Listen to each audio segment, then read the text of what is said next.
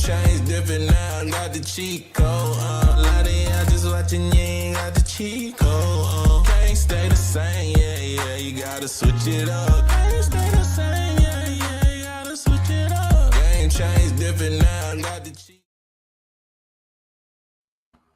All right. Welcome back to the Goddess Giselle podcast. I'm your host, Goddess Giselle, also known as Giselle Clemson. And first of all, I just want to thank you all for being here with us today. We are doing something different. We are streaming live.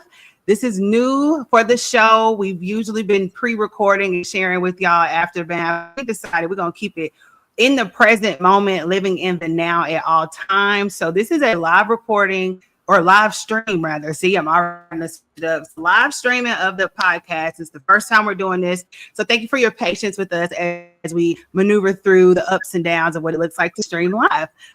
So without further ado, I want to first thank y'all for your patience. We have been building out this podcast literally since episode 1, which was January 2024. We're November 2025, and we are still going strong and still sharing these empowering stories with our audience.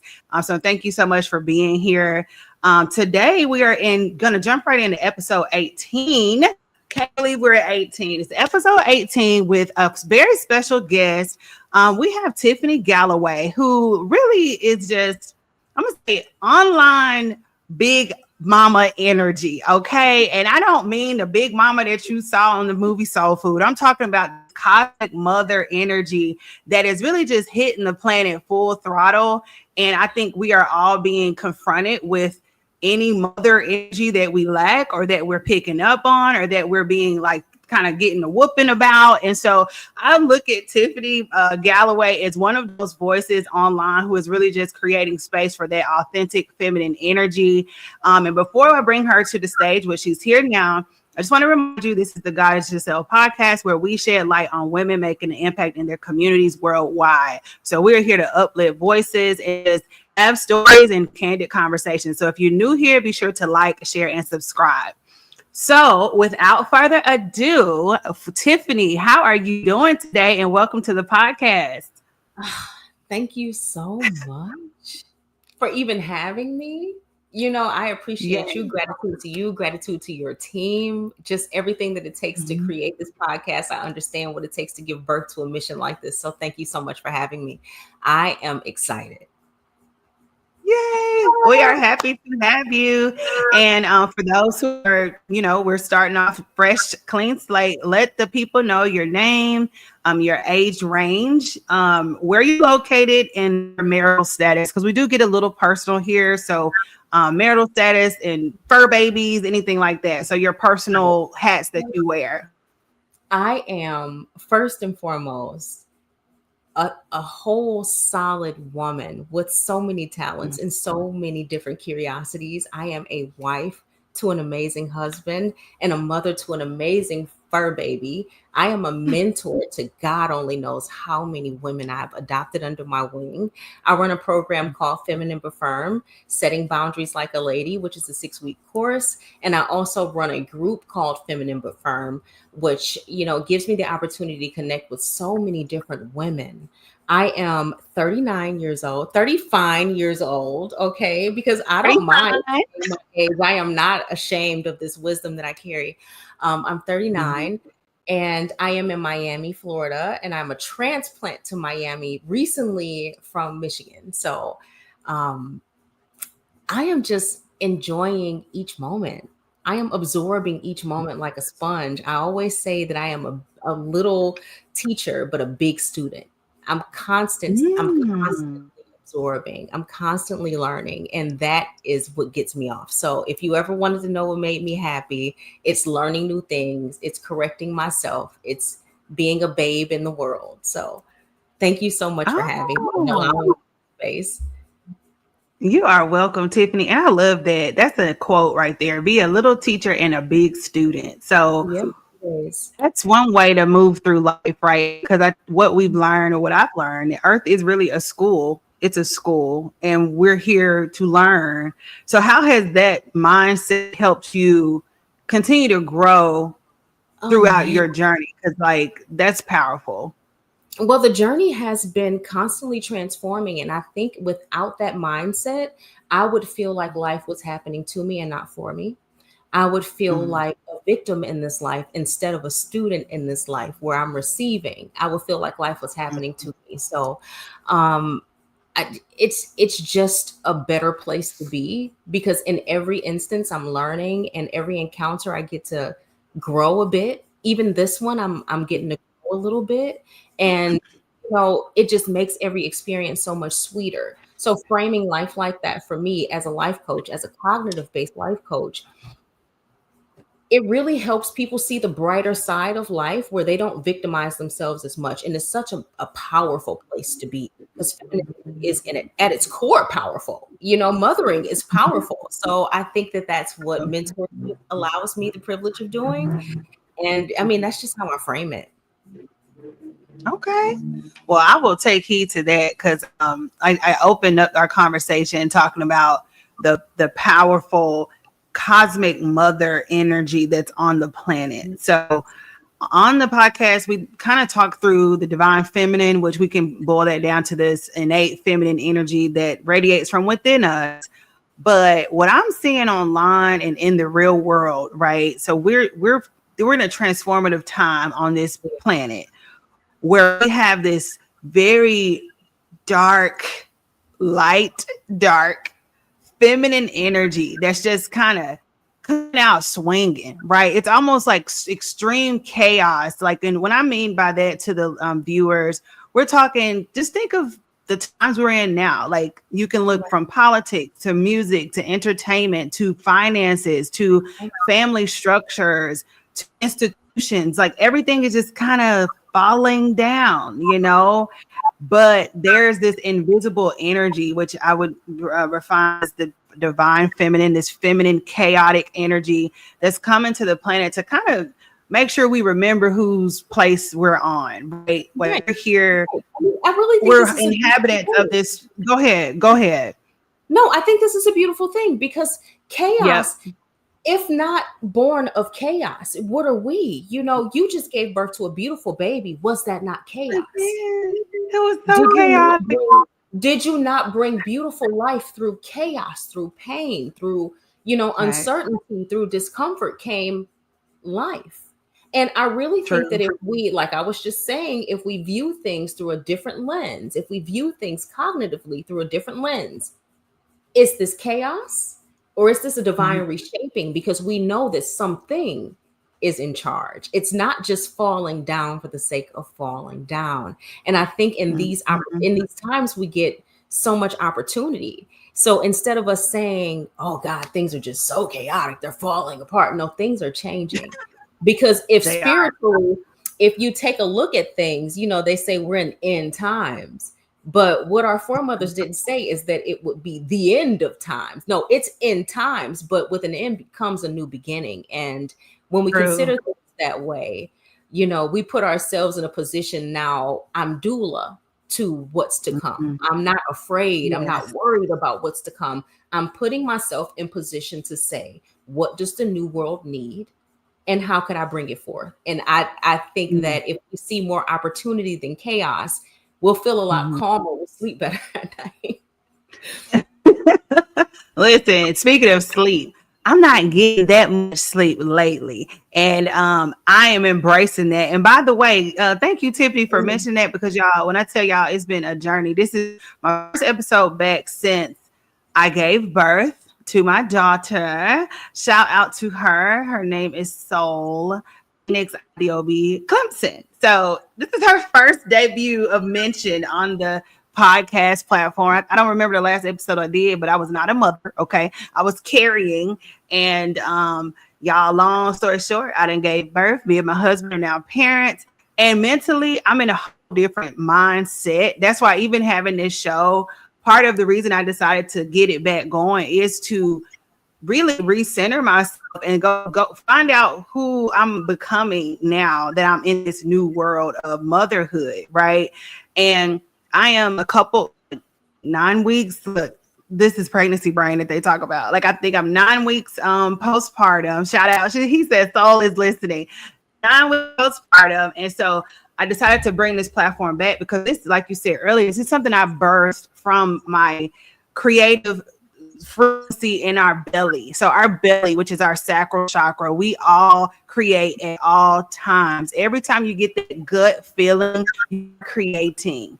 And so the physical form of it would be maybe the most common, rather we'll say, is giving birth. But I've been creating for my entire life. But this is the first time I've actually gave birth to a child, a human, and brought her earthside. And y'all, that's a whole other conversation for another day. But to answer your question, yes, it's very dark. And I really want, Tiffany, I want to dive into this dark conversation because a lot of people be scared of the dark. Like they say something like, oh, this is shadow work, or this is the dark. Like most people be scared. And Tiffany, I feel like you are so good. Why are we scared? You be killing that. Listen, online, and you be giving the darkness a brand, okay? And I be like, I love how she can go there. So first of all, let's define darkness. Like, I love it. I love it when you be cussing. Let's define it. Let's define what I mean by darkness. What is that? So, from my perspective, number one, all things are born in the dark. The dark is not a scary place, first of all. Okay. If you quiet the world around you, you're able to meet yourself. And there is nothing like meeting yourself for the very first time and saying, hey, how are you? And what do you need? And what have I been neglecting? And how can I meet you where you are so that I can get closer to who you are? Because that is authenticity. And I'll tell you, in the dark is where I found authenticity. A lot of people do this whole performative femininity thing, and they see me and I have the shoulders out and I'm wearing the Tiffany necklace and I got the ring. And they think that part of me speaking and doing and being the way that I am is performative, but I found this me in the dark. And if you're afraid of finding yourself in that dark place, how the fuck do you know who you are? And if you don't know who you are, who are you pretending to be every day?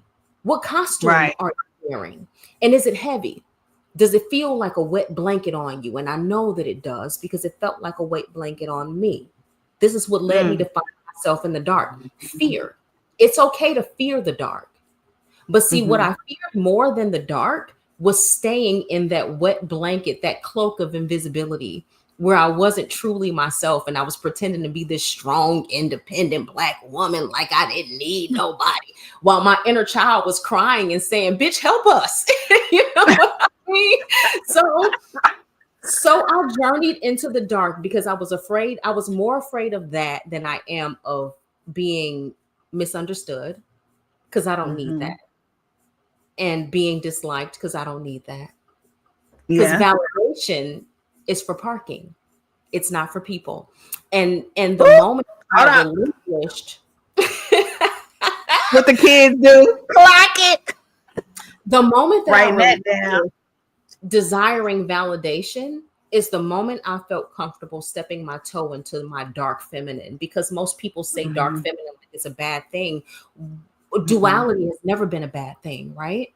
I operate in duality every day. It keeps me logical and emotional. It keeps me tied to my heart, but it also keeps me tied to reason. And I think that if a woman can find a way to balance in that space, if I can pull her back from being performative into that space, she'll find that the aesthetic is about the same, but the feeling is much different. So, you know, if I can encourage any woman to do anything, is to hold your inner child's hand and step into the dark. Yeah, do the work with her. Step into the dark. Go there. I shared one of,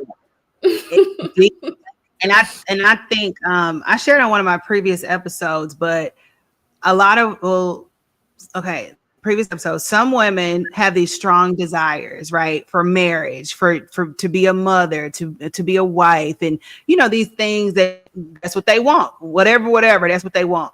And so they will go outside of themselves looking for what they desire. Like, I'm about running towards a man. Like, if they see a man, they'll start chasing him. They'll start doing certain things. Girl, I know, right? That's crazy. Like, how do you feel about that? Is that something that worries you, seeing that in women?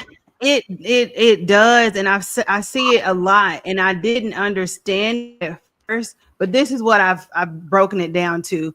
That is a woman who is trapped in her own toxic masculine energy, where she's identifying with the lower vibrational masculine frequency within herself. And so she's acting like the Tyrone that you can't stand at the gas station trying to holler at you when you trying to go get something to eat from the gas station. She's Or the acting father just that like rejected her. Or the father that there you rejected go. Or the father that rejected her. And then, her. or she's very 3D. She's like what she see, like she's trying to get busy with this energy, right? Like she's acting like Bill Bellamy from How to Be a Player. I'm talking about wanting these men with her flesh. And listen, y'all, we are talking about women of today. Like that's crazy. But We it's see it. because they are afraid of that inner work, the inner child and that darkness that's within. You know, And I like to I've reframe it go as something ahead. other than work. Can we frame it as something Okay. other?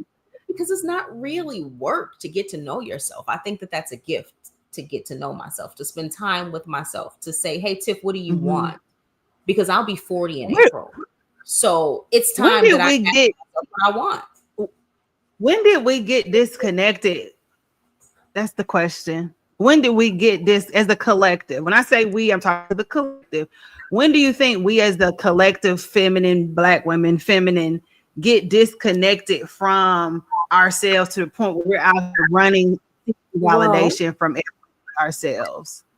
and we've always been disconnected from ourselves because it's been trained in us to be disconnected from ourselves. If in 1890 a young woman thought very highly of herself, she will be called haughty. She thought too much of herself. She was too high-handed. She thought too much. If a woman in the 1940s thought too much of herself, then they would be sending her to an asylum to get a shock treatment because she was stepping out of her place. She could not accept her role. Historically, we have been forced into this place. It's up to us to define what femininity is. And I think too many women have gotten comfortable in what the masculine says the feminine is. We make the rules on our own definition. So if we got brave enough to stop performing and actually started defining, because we don't like what they're casting us as, we hate it.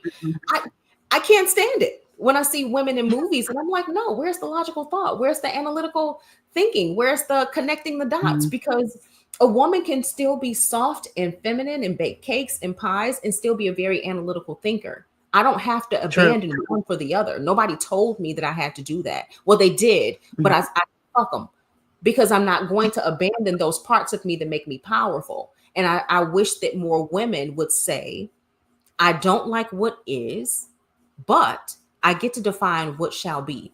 And that is the missing link. It's always been like that, especially for Black women, because we were born and bred to be service. We're not supposed to have a deeper theoretical thought. Who cares what we think spiritually, mentally, emotionally? Work. Can you wash the dish? Can you nurse the babe? Can you milk the cow? This is why we're here. This is why we're here. And those things have been indoctrinated in us from our mothers, from their foremothers, which is why I wrote the book, Mother by Survival, because generational immaturity has been passed down as family heirloom. You know, a lot of this distrust for men. You can't get married. Don't let your right hand know what your left hand is doing. And I hate that view of marriage. I know that you feel the same way as a married woman. Yeah. No, this is my ace boom. Okay, this is my ace boom. You know, everything I'm doing, we're attached at the hip. Well, we're not told. Come on. Right. We're I like him. I like him. I like this guy. Yeah. I think he's cute. And he fun. Right. He smell good. And he take me to do the things I like. And somewhere along the way, Black women started focusing more on survival, which means it's a solo act. And abandoning the man because they haven't been taught how to choose the right man. So they say no man over the right man because they don't believe he exists. You know, I'm taking my mentees in my group through the art of thinking clearly. The book, it's Mhm. by Rolf Dobelli. And I'm Okay. taking them through confirmation bias. And a lot of these women have confirmation bias. They've never been able to attract a good man. They don't know what a good man left look like because their daddy left. They have no idea. Mhm. So confirmation bias says every man that I've met has been terrible. So all men Mhm. must be terrible. And I think that it creates women who fear men before they've had an experience with a man. I don't know about Yeah. you, but when I was 13, my people were like, men are terrible, never get married, old men Mhm. have worms, you don't want to date no, oh, like just crazy, crazy stuff. Did you hear anything like Yeah. that? Necessarily, to be honest, there wasn't hardly any talk of men in the timeline I grew up in. I come from, I've said this before, I come from Barbie world. So where I'm from, it's like Barbies everywhere. We're all like Barbies. Like, so in on the movie Barbie, the Ken was kind of like there, but he wasn't the main character. He was like a character of Barbie. And so, and that's just the privilege I've had. That's why I'm call myself a goddess in 2025, because I have always been very in tune with that feminine power. Now, we Yeah. didn't talk about it, but all I do is look around. I'm like, it were no men in sight, and we didn't really center men or talk about men. But the irony is, I did grow up in a patriarchal family where there was a man who ran the show. Right, he was is still to this day a very devout, a good provider and patriarch of the family. And so what I really think it was, and it was like my grandparents, so my grandma and grandfather. Grandfather's a patriarch, and we were just in my grandma's little Barbie world, right? And so it's us, my sisters, her children, the grandchildren. So she kind of had us protected, and my grandfather had us in this nice little cozy setup where he was paying for everything, running the show, da da da. He would come home to visit and things like that. But and as long as we were safe in this little bubble, it was like Barbie world. Like I grew up playing a lot with my sisters and doing girly stuff and playing makeup. And so I didn't really get the concept of any of that. Like my husband is really like my first boyfriend, like a serious boyfriend. We ended up getting married, and I'm with him today. Now my sisters' journey was a little different because they were older than me, and so they didn't really, they did what they wanted to do. But I personally, and then where I'm from in Huntsville, it's also a very feminine city. Like, it's a military town, and so that's another like cultural difference. My grandma was military wife. So think of all the soldiers are gone, and you just got the women and children running around the city. And so I grew My up. It was family just is women from and children. Fairfield. I'm from Alabama too. So my See? family is from Are you Fairfield. So I can serious? totally understand that. And There you Fairfield go. is a minute. It's a snap on the map. It really is. Right. It ain't nothing. But I completely Yeah. understand. So can It's you just girl, imagine girl. being presented instead of just, because you get the women empowerment with the absence of Uh-huh. men. Most Yeah. American women have gotten women empowerment, fear men. Fear Yeah. them. They're the enemy. Or stay away from them. Don't let no boy. So Yeah. when we look at these young girls and they like, I'm scared to death of these men. They don't know. True. They don't even know what they want. It's a very powerful thing to know what you want. Last Tuesday, I took my girls through a lesson on the power of knowing what you want versus what you don't want, because you're introducing positive speech. If I say I don't want a man that's going to cheat on me because I don't want the heartbreak and I don't want the losing emotion, if I flip that into what do I want? Well, I want a meaningful connection, and I want a man who understands me, and I want a man who can trust himself, and I want a man who feels so secure in listening to me and then acting on what I want that he'll just do it without asking. He doesn't even ask, and I trust him inherently to show up for me. Why don't we speak those things into our lives? Why are we not teaching that? Because now we have a society of girls who don't know what the fuck they want. They just scared.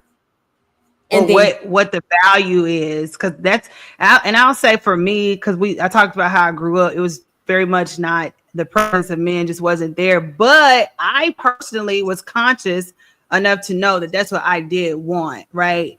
And I think that's what you talked about earlier, being analytical, making sense of things. Because I've seen women work. And I used to be like, oh, you work too much. I don't want to be working like that. That's too much. You can barely sleep. You can barely like be feminine. You can't get your hair done. So I used to see the other side of it. And I was like, I don't want that. And I would say a lot of my millennial peers, or some of the millennial peers, they are kind of seeing the same dynamic. So we got OGs, grandmas, they was putting up with things, right, to stay in their relationship. But then you got the 90s woman who came about and was like, I'm going to go to work. Like, think like Vivica Fox too could play that game. Like, they went to work. And so they're thinking like, well, if I can go to work, I don't need no man for X, Y, and Z. But then millennials, we can kind of make a very definitive decision, right? It's more critical thinking. And not to knock them, because God bless our ancestors, they saw what they did not want. And then they said, I'm going to do the opposite.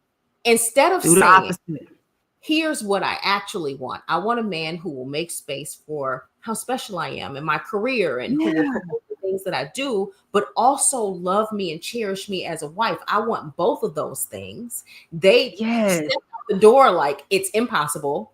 Men can't give me what they want. So I'm going to go way to the other end of the spectrum. But to the other end. Great things, you don't want an extreme on either side. And I think the millennials have had the benefit to say, your porridge was too cold, your porridge was too hot.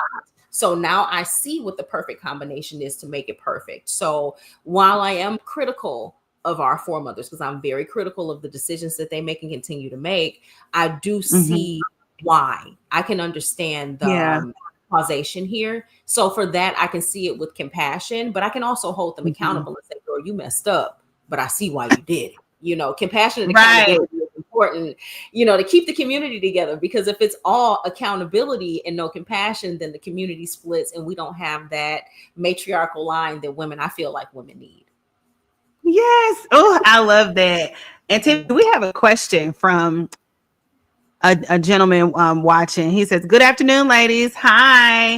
Is it possible? I'm going to ask you this question, Tiffany. Is it possible that people actually know exactly what they want, but they're just afraid to say it? Well, if you know what you want and you're afraid to say it, you don't want it bad enough, do you? Do you?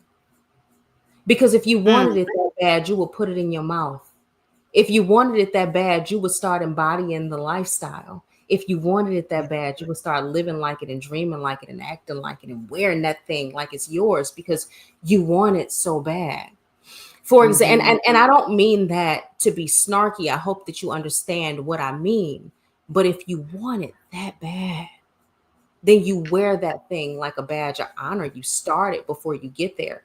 When I decided that I wanted to be a wife, like our goddess Giselle here was saying, she didn't grow up with a bunch of men around her. My family was the same. The men in my family had gone off to prison. My father abandoned my mother when she was still pregnant with me. So I never met him. And even though I'm almost 40, I still never met him. So I did not know what it meant to be a wife to a good husband. I had uncles and I could kind of see how their marriages function, but I didn't want that. I knew I didn't want that. But I didn't know what to want, So when I decided that I wanted to be a wife, I looked at marriages that I could embody. Okay, so what are those wives like? They're confident. They're self-assured. They know what they like. They plan for their families. They love boldly, femininely. So I began to embody those things. And wouldn't you know, I found a husband. See? Do you want it bad enough? Wearing it every day.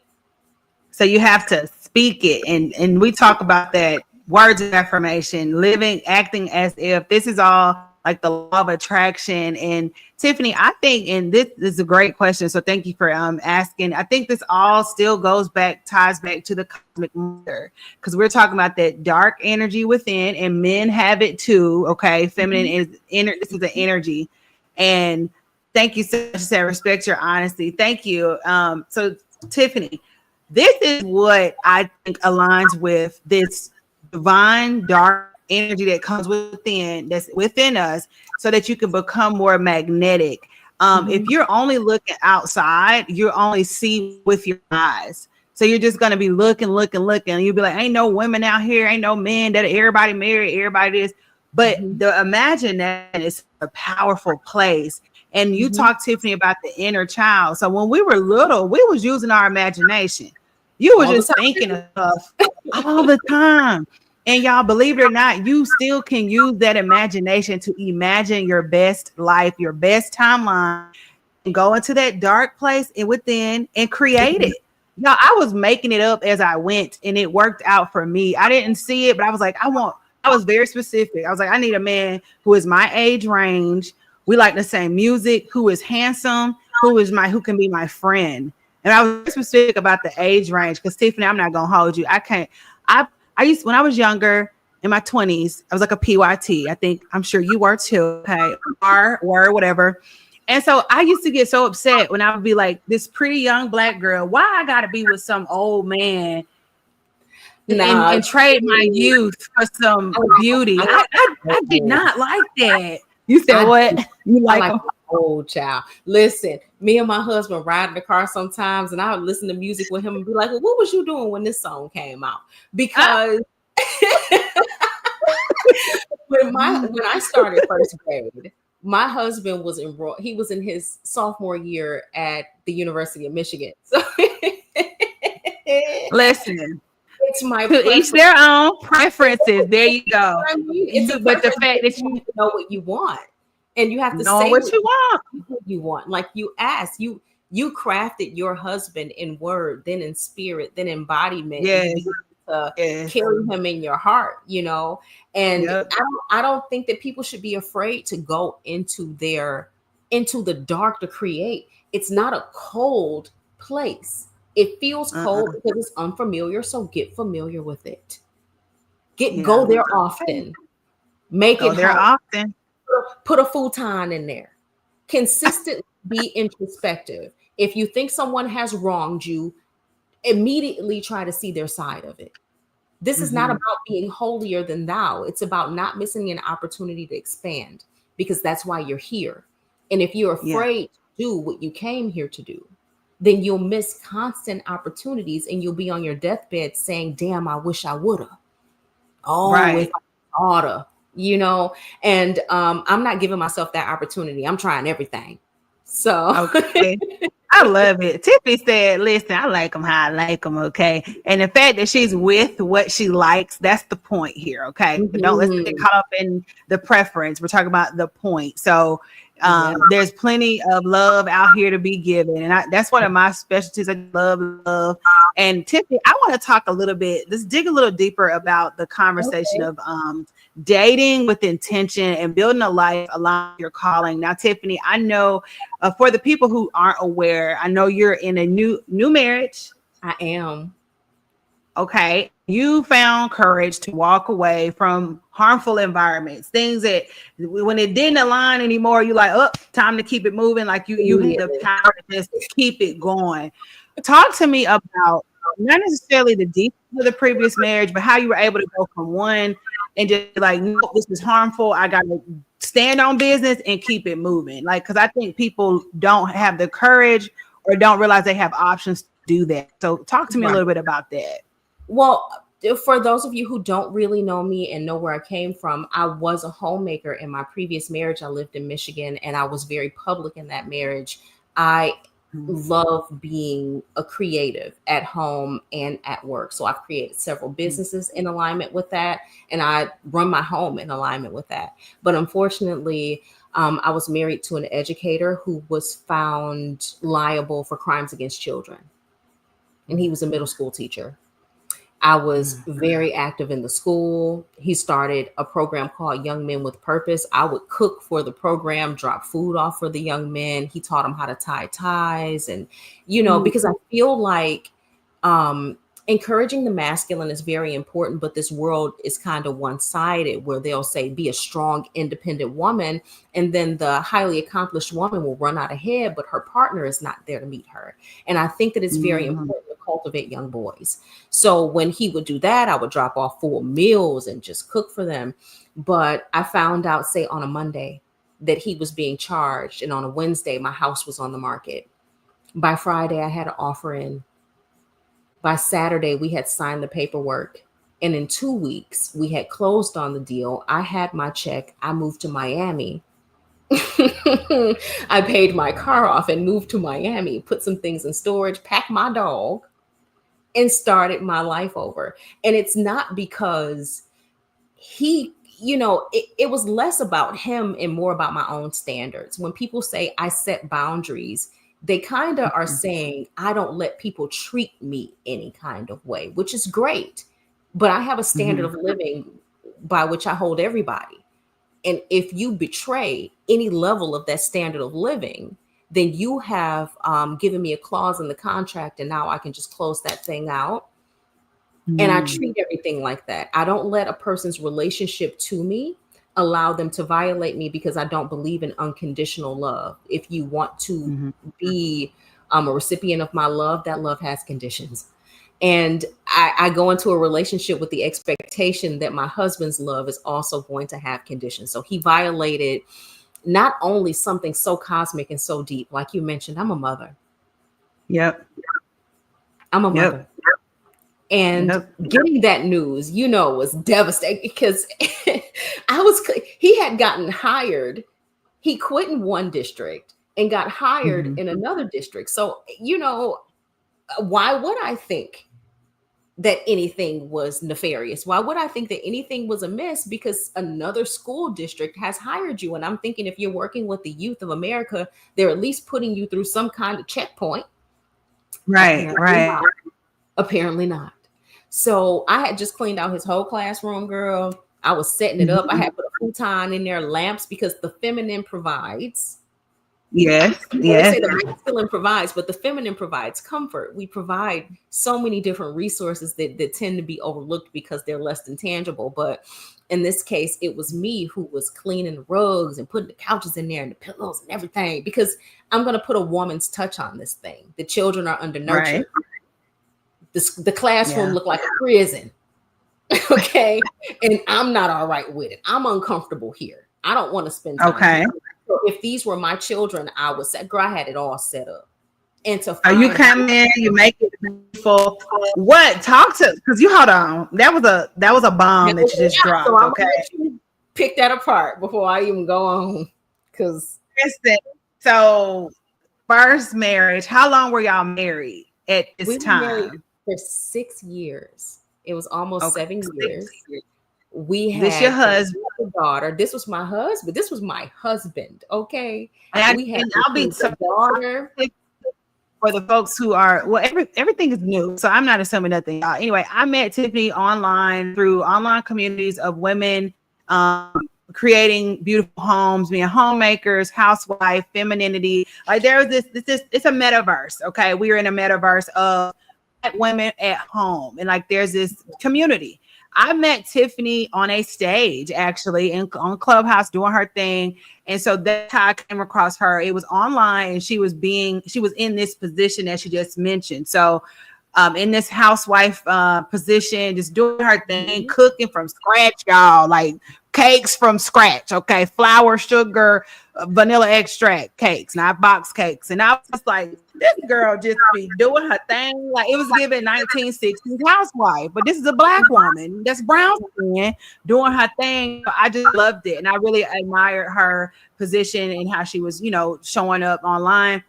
So fast forward, when I saw that you all had gotten a divorce, I was like, what you mean? And I didn't publish any details. I did not. I'm not going to connect myself with that madness. I have a standard for my own self, and I'm not going to connect myself to bullshit. And I've decided long ago, even before this, even though the desire in me was to drag him and be like, this nigga like kids, what would have served me from being connected to that?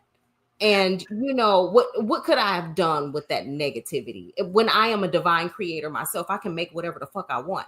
I don't need him to create. I can create. So why do I need to be connected to that? So that is just my mindset, but it also helped me heal. It helped me heal. And talk to me about how you felt, because just want to be frank, this is no laughing matter.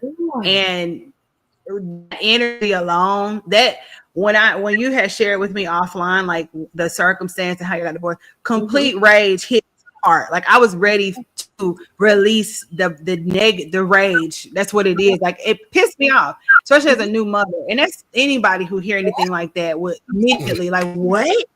So Tiffany, let me make you real mad. Mad because when I trigger warning to any woman who is attempting to conceive or trying to conceive. We had spent about $17,000 to have a baby.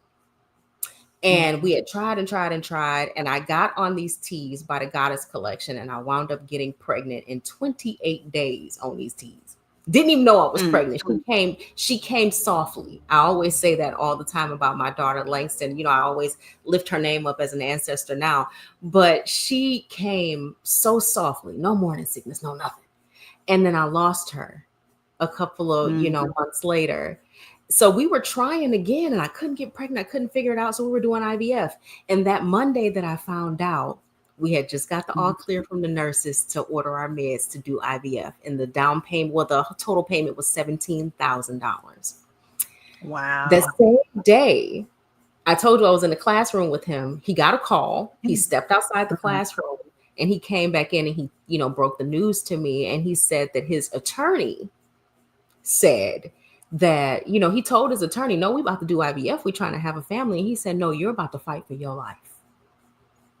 He had to spend our IVF money after all the testing, the transvaginal ultrasounds, the blood test, and everything that they put you through to do IVF. I'm telling you, these women are the strongest soldiers, if you don't understand, to inject yourself with meds, because I've done medicated cycles from oral medication to injectable meds. And women who go through IVF to bring life earthside are some of the strongest women.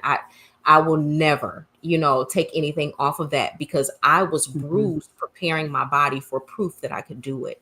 That Monday, he got the call that he was going to be formally charged. And that Tuesday, I was on the phone with a realtor.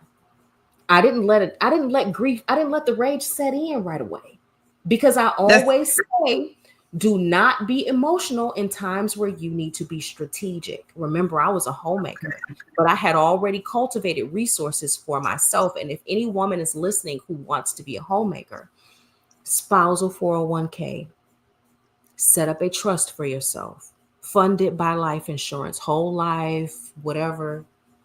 Speak with your financial advisor. Don't ask for purses as gifts. Ask for the money invested in a high yield account. Because if something happens, buy a property where you can build equity. If something happens, you need to have the funds to restart. There is nothing wrong with baking cakes and being in your feminine and being in an apron, but I need you to be in your bag as well. Because your protection is about you. And because I had lived my life like that, I was able to be in 6 weeks. I say, oh, where do I want to live? So I didn't even know where I wanted to go. At this point, my mind is blank. You already know. I was mad. I'm selling my house. I can't even lay in the bed and cry because I got to get up for showings, because I got people wanting to hear, and they wanted my property. Okay. My condo had appreciated over $150,000 in 2 years. Wow. I never wanted to sell it. I was in Detroit. I never wanted to sell it. But because he had his affliction, it cost me everything that I was building for myself. Well, not everything, because clearly I was able to start over. And it is much better to cry on the beach than to cry at your mama's house. Right. So if this is what you want to do, if you want to be a homemaker, don't shy away from your femininity. Just set up the structure, because softness without structure will inevitably collapse. There is nothing wrong with you having a little structure to your softness, which is why I named my program Feminine but Firm. I don't want to see you soft as a feather without structure that maintain that, because what's the point in building it if it's going to be torn down? And you see how devastating that was. The news picked this up. This was national news. It was on Yahoo. Wow. And built businesses. He worked for one of the most prolific churches in Detroit. and I won't say the name because I don't want them caught up in it. They handled it the way that they needed to. But our first lady, she was the chief federal judge of Michigan, the chief federal judge of Michigan. The pastor's son was the youngest judge appointed in Michigan's history. Now, if you look at you'll know what church I belong to. And, you know, I know that they were devastated because they took him in when he was 11 years old, and he had been there since he was 11. He was on the board of the DSO, the Detroit Symphony Orchestra. We were at balls and doing stuff, and immediately it collapsed. So what went through your, well, we talked about it, but like, how did you decide? Talk us through the part where you was like, I want a divorce, I'm out, I'm finna go to Miami next. Because I mean, you make it sound so easy to just be like, this is gonna sound so easy because I asked him, what did you do? What did you do? He explained to me his version of things, and his version of things was divorceable. And I told him, like, I'm telling you, I'm divorcing you. Same tone. Because I had already known. I mean, I have a set of standards by which I'm living. I will give you the softest parts of me if you show me that you're safe. Yeah. And you'll have unlimited access to all the softest parts of me, inside and outside. I will recreate your seed for you. Anything you give me, I'll duplicate for you. Yep. If you prove yourself worthy, but the moment that you prove yourself unworthy, you got to get the fuck on. It really is that simple. Oh, but my heart is tied to him. Well, tell your heart to shut her ass up because she's going to put you in a bad position. And when people say it's not that simple, I think that you're being a fucking child. Grow up and think about what decisions you need to make for 5 years from now, you. Right. Because who are you going to be? I had to decide. You keep saying divine mother, and I really feel like understanding who I was helped me make that decision. Because what if I would have stayed though? If I would have stayed with him and I would have sat behind him, because he's taking it to trial. He has no shame. He's going to put those kids through a trial. 5 victims, 1, 2, 3, 4, 5 individual children that ain't going to lie on you because kids don't make shit like that up. They say you touched them, you touched them. Middle school, children under the age of 13. Let's put this in perspective. It was not a hard decision to make. It really wasn't. Don't get these women who stay, because if we're at trial, like I was mentioning, he took it to trial. What do the victims think as I'm sitting behind him playing doting wife? How do they feel? What would I want my children to feel? The families of the victims. Now he set all this shit in motion. I don't have to carry any of that. That nigga like kids, these niggas like me. I can move on because I have the funds to do so. And I did not think for 1 second. I've always fantasized about, oh, well, what would I do in this dream life? Like you said, in my imagination, because I'm connected to my femininity through my womb. I knew I would love to live in Miami. I had been 3 times. I actually owned property in Miami. I own property in Orlando now. Well, I bought property in Miami. They transferred it to Orlando. So I love the space. I had just brought my mother, my sister, and her boyfriend here just to go to Disney. We went to Universal. We stayed for 2 weeks. Okay. Wow. Living it up. It was family time, and it was the fruits of my earnings, because if people are going to come to me to get advice, you know, and I have a cost structure set up, then that money is going to go back into my lineage through my womb space. I'm going to create opportunities. I'm going to create experiences with you. So I did that for them. And so I knew I loved Miami. I'm like, I'm moving to Florida. I'm going to put this $20,000 on my car and pay it off. So I have a brand new luxury car. And I am moving to a cute little condo 15 minutes from the beach. And that's what I did. In 6 weeks. Before Tiffany, when I say Tiffany, that is just so amazing. I am so proud of you. Your ancestors are proud. The high feminine power on the planet is proud. That's why we're here. That's why we align.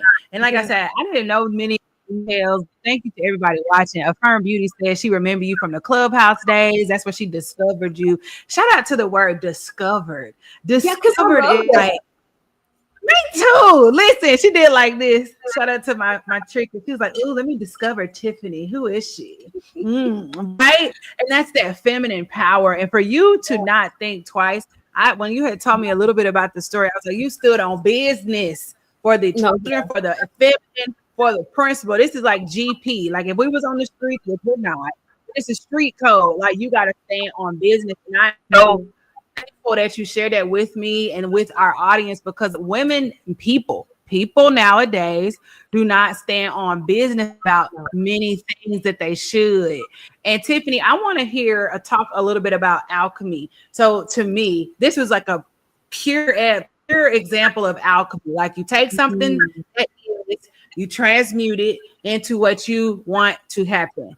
And that what you just described is just the epitome of alchemizing something, transforming something, and just moving forward, because we do have one beautiful life to live. And Tiffany, give us the tea on the how to transforming pain, confusion, chaos into clarity and purpose. What did it look like for you? But okay, promise me y'all are not gonna look at me like I'm crazy. Now I'm gonna tell you the secret sauce, and it ain't gonna be long. Okay. Anger is the best energy to alchemize. When you have the opportunity that somebody has pissed you off and you know they are 100% in the wrong, I want you to resist the urge to lash out, because now I'm venting this very valuable energy that I can use. I want you to take that anger and use it towards your goals. Your ass too big, jump in the gym. You mad, jump on that treadmill, walk a couple miles. You mad, jump. For me, transmuting the energy in my feminine energy, I wind up in the kitchen. I'm gonna make a soup, a stew. I'm about to bake a cake that ain't never been seen before. That's how I wound up baking the peach cobbler pound cakes that I used to sell, and the cheesecakes and stuff that I wound up selling, because I was alchemizing negative energy. Stop running from being mad. Stop it. Okay. Who told you can't be mad? Yeah. No, you can't overreact, because now I'm wasting the anger. Sit with it for a second. You ain't gonna blow up. I know you feel like it. I know in times you feel like that you are at capacity. You about to blow off. Your head gonna pop off like they do on the cartoons, right? I promise that is not going to happen. Take a deep breath and say, what do I want in this moment? More than anything. That's how I got to Miami. That's how I wound up married to the love of my life, living in the place that I love. I love our condo. I got a great dog. I got a great husband. I am retired. I am running the businesses that I want to run. Still. You know, and most women will say, oh, you were a housewife. You probably destitute. You don't have no money. Well, no, because when I was on Clubhouse, I always was heavy boundaries. We did a show where they were talking about if your husband woke up at 3 a.m.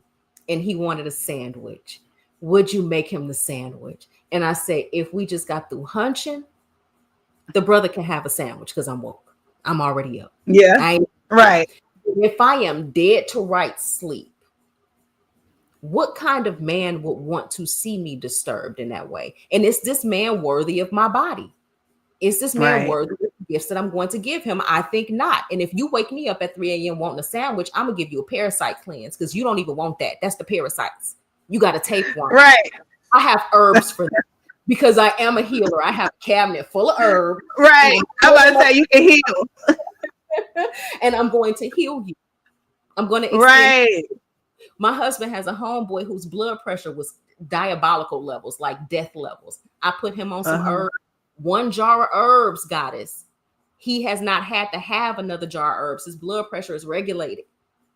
I do research because I'm a divine feminine woman. It's more than just cute clothes and aprons. I am a healer. I'm a mover. My energy moves the room. When I step into the room, they don't have a choice but to move around my energy, because I'm not going to compare. Nope. I don't know. They taught us femininity was this weak, quiet thing. Femininity is meek. MEEK, which is strength Mhm. under control. Strength all the same. Mm. Strength all the same. Okay. Thank you for that. Y'all better get into this alchemy, honey. I am right there with you, Tiffany. Where I'm from, although I love my hometown, I did not align with the energetic signature. I've been using Yeah. that term a lot lately. I'm gonna dig into that eventually. The energy signature in me did not align. She said, "I'll never forget that sandwich combo. That changed my whole perspective on things." You see, Mhm. Tiffany out here making a global impact. Okay, I am clock so it. glad. Don't you make him no sandwich. You ask him if his booty itch in the middle of the night because he might need some herbs. That's a pinworm. That's a Ooh, tapeworm. What you want some for? You want some healers? listen, That's a tapeworm. Because women we have are always been healing. healers. If you had a cough, Yep, your grandmama knew of the perfect decoction to make to put on you. She so gonna did wrap it. Vicks. You gonna have onions in your feet. This stuff is a dying art, and I really do think that Yep, this is also a part of alchemizing love. That's how I yep, alchemize my love for my community and for my husband, because he don't want to see his yep. friends suffer. So I'm going to extend my love for my husband through my community. This is femininity, not that It is. performative BS that people are trying to feed you. If they say you can't have no opinion, whatever you like, I do whatever you like. That's not femininity.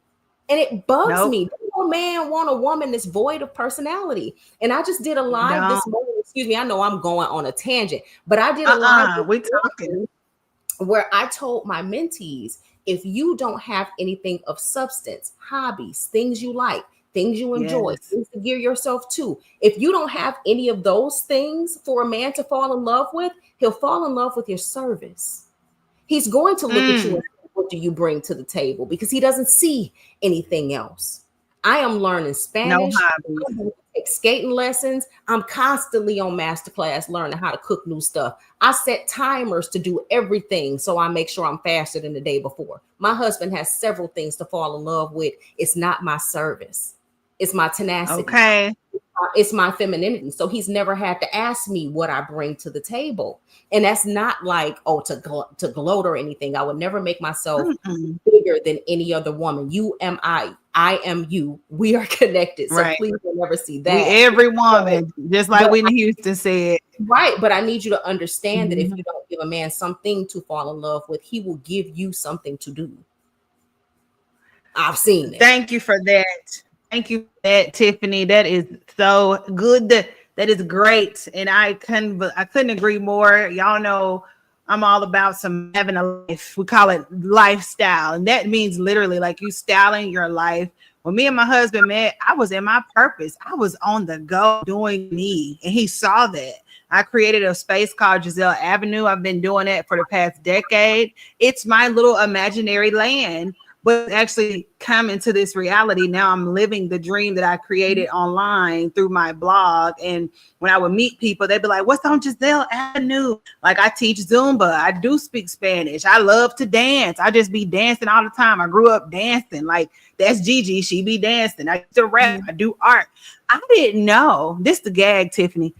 I was so in my imagination that I didn't know that other women weren't doing the same thing until I got older.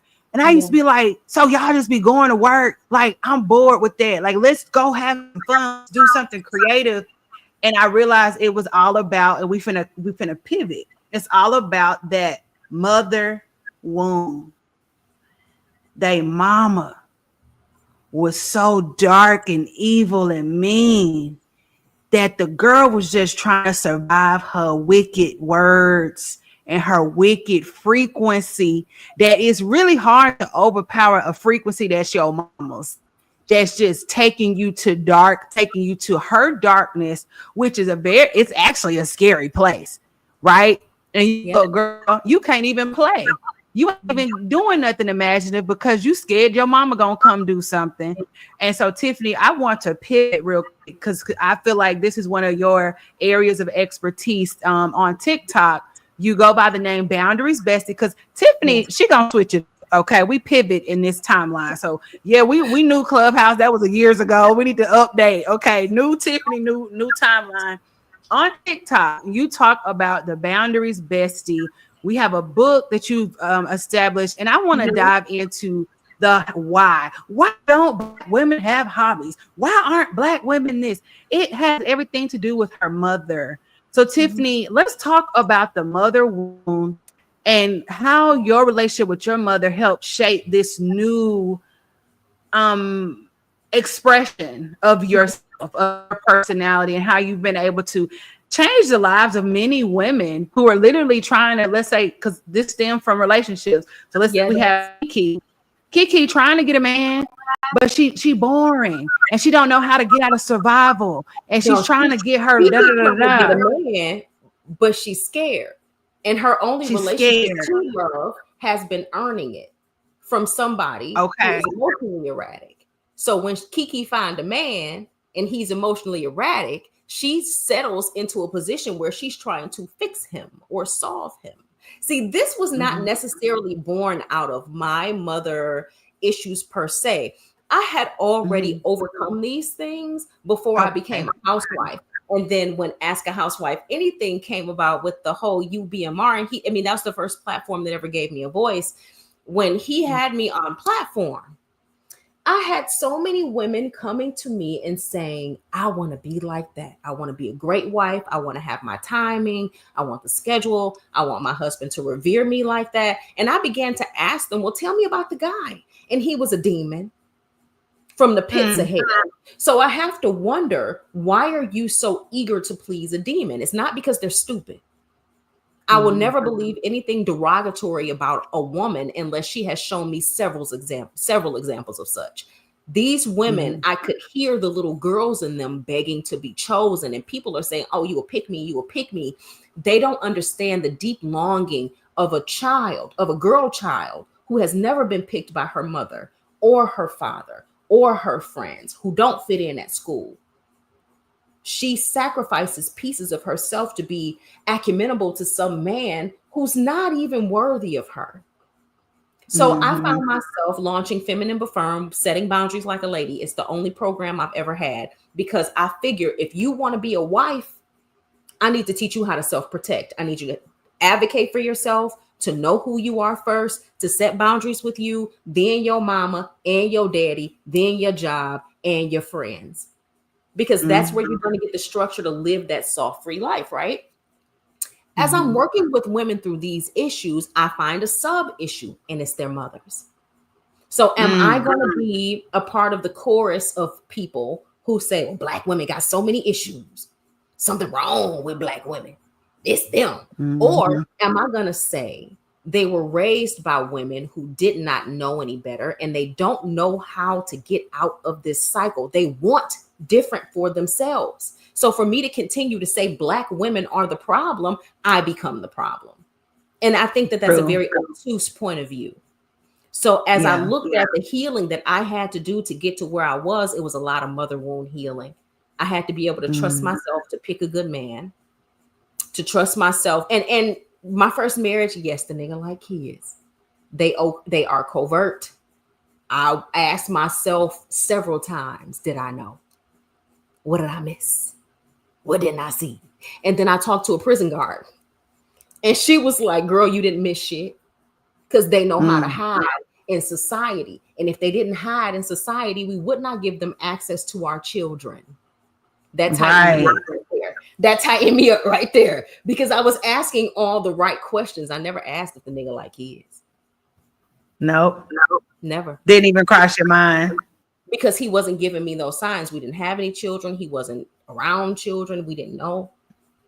Yeah. You know what I mean? So in order to trust myself to pick a good man, I had to heal my mommy issue. So I committed myself to doing that work with women, because like you say, it's nasty and it's dark and it's cold and it's scary because it's unpredictable. You don't know what the hell. You ain't never been in there. But see, I've been in the dark. You come hold my hand, and I'm gonna take you right through that thing. Take you through there. And then look, you're gonna take it through there. I'm gonna take you through that, took you through that. And then once you're through it, then now you're living the life. I have women who started with me, Feminine But Firm 2022. One woman in particular, Kitwana, shout out to you and your soon-to-be husband. I'm so proud of y'all. She started with me severe trust issues because the mama, right? 2 years later, she just had her dream proposal on a cruise. Husband is perfect. And I don't say that about men, but this man is exactly who he say he is. Okay. And he has told her he is exactly who he say he is. And she will be married next year. And she was terrified of marriage. This is not about just getting married. This is about getting to know yourself, getting comfortable with your voice to advocate for yourself, and then finding a man in alignment with that. That's bigger than just finding some man. Anybody can find some man. True. But you got to do this, the man. So or I dedicated myself to the dark work and being a bridge keeper. They do the work. I'm just on the bridge to show them the way. Show them the way, guiding them, guardian. What is tell me what is the mother wound? Like, because maybe I don't know what that is. Maybe the somebody watching is like, I like my mama, and that mama could be the reason why. So what is the mother wound in your opinion, like how you're teaching and sharing? And this is very much exclusive information, y'all, because this is a part of her program. So we're gonna link all her stuff so y'all can get in, like tap in. But what is a mother wound? And before I get you to answer that, this is why I'm asking. Me and my husband had this conversation earlier last week. We were just making observation about how there are a lot of people, not just women, people on the planet who are suffering from the lack of love from their mother. So the mother's love has been displaced, and it's not there. And I'm not just talking about different ages. I'm just saying not black people, just women in general, like the divine feminine essence, because it's unseen, right? And most people only believe in what they see. But a woman's work is unseen. Like, people don't see when someone gives birth, they just see the baby afterwards. They don't see somebody cleaning the house. They just come in and see this beautiful home without food and da da da da. So the spiritual feminine work is very much kind of invisible in society. So the mother womb, people are craving that. Even I'll talk to some of my peers and I'm like saying simple stuff. And it's like, oh, your mama didn't tell you that. Your mom didn't tell you that you can't burp. You can't burp at the table and things like that. Tell me what the mother wound is. Yeah, sure. More than just an absence of correction and information, it's an absence of acceptance. And even if you see it, let's take it away from people and let's bring it down to animals, because animalistic nature is what it is at its core, right? Mm-hmm. When a kitten is born to a cat that rejects them, how does that kitten grow up? How do the runt grow up in a litter? Well, they're smaller, they're less socially active, they do things for acceptance, they try to pair themselves with mismatched. I saw a kitten that was adopted by a rooster. They were making it work. It wasn't feasible because the rooster couldn't feed the chicken, but they got comfort out of the arrangements. Hold that in your mind because we're going to come back to it.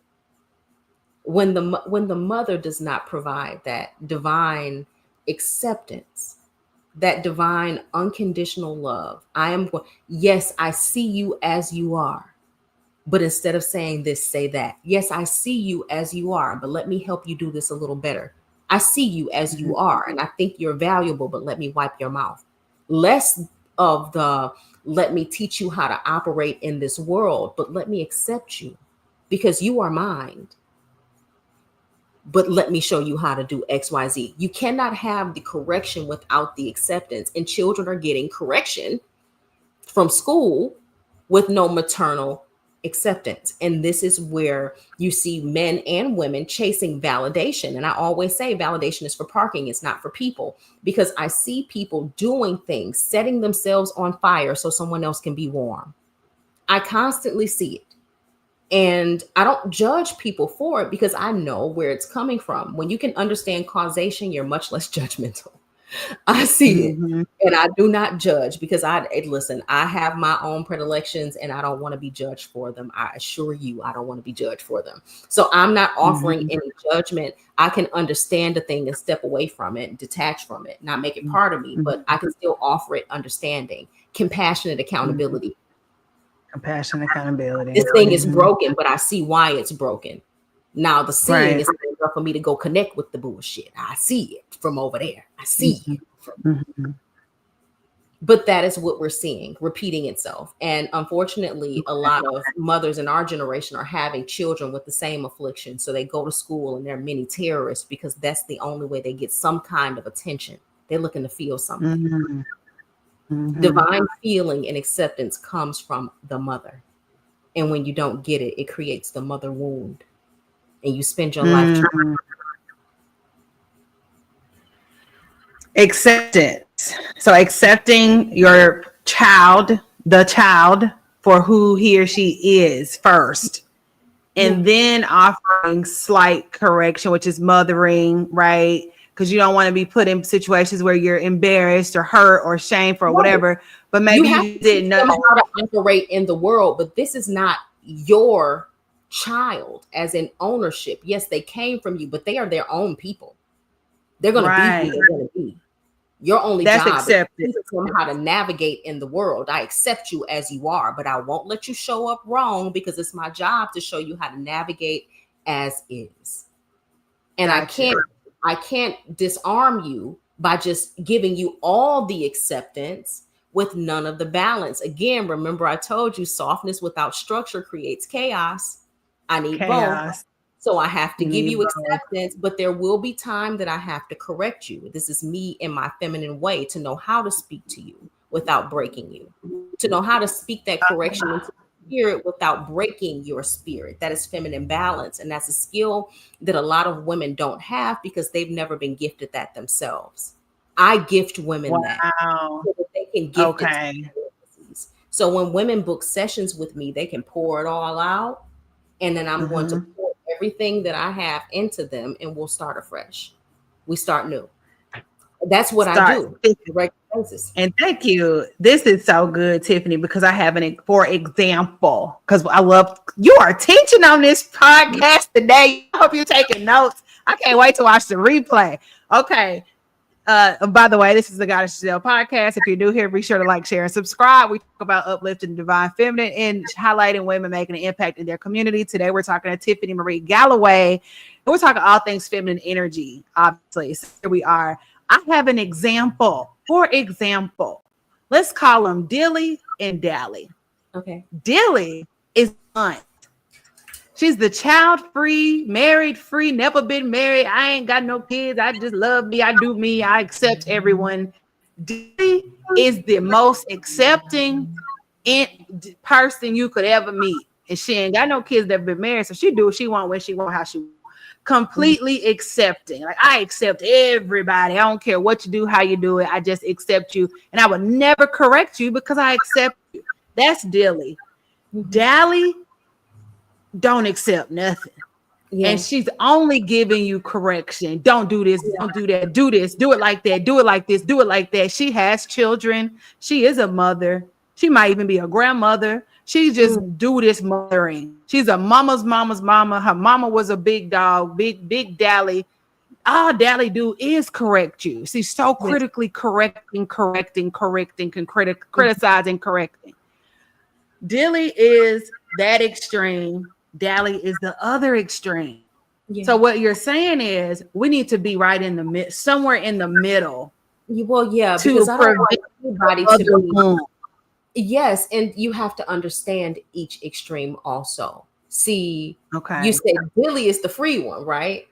Well, she has the luxury of being free because she does not have children. So your decisions do not affect her or her offspring. I can be very accepting when things don't affect me. I am completely in control of my own life and I don't have children, but you have a baby and you have your heart existing outside of your body. And when it comes to decisions that involve the heart that exists outside of your body, you mean to tell me you wouldn't try your hardest to dictate and make sure everything was just right for baby soul? Exactly. And it's the fear because you've seen the world and you understand. Nah, you can't do that toward my baby because I already know when I see niggas do this, I'm gonna move the opposite direction. Well, just like the Dilly sister is more free. Well, Dally has children. and she has Mm-hmm. seen things go wrong, and she has Yep. had a negative experience. And like the women I was referencing earlier, when you know all of what you don't want, but none of what you do want, you operate in fear. That's So, it. yes, you're going to be strict, but that strictness is not necessarily love, it's fear. The only way I Fear. know how to love you is to cast my fear over you. A lot of y'all grandmamas is like that. God rest their souls. God bless them if they're still earthside. They gave you what they could. And if all they had was dysfunction, then they gave you dysfunction. Now, I know you feel like your grandmama love you, and in her way she do, but I think that you need to unlearn that as a version of love so you can bring yourself back to the middle. Because only in the middle will you be able to see both sides of things and make a logical decision based on what you feel. See, your feelings should never be in the driver's seat of the car. Your ego is a backseat passenger. It's blind and deaf. It don't know what the hell going on. It's just feeling. It's just a big leaking, aching heart. Yes, my ego is important because it reminds me who the fuck I am, but I don't want it in the driver's seat because it's deaf and blind. It can't make no decisions for me. Right. So you have to understand where you're making those decisions from. And I think understanding both positions, the free sister with no children because nobody is affecting her, and the mother who has to be constantly on guard because things are uncertain. And a lot of times we just have Black mothers in the home by themselves. So I'm the only person responsible. And if something happens to you, I know a lot of Black mothers who don't even sleep.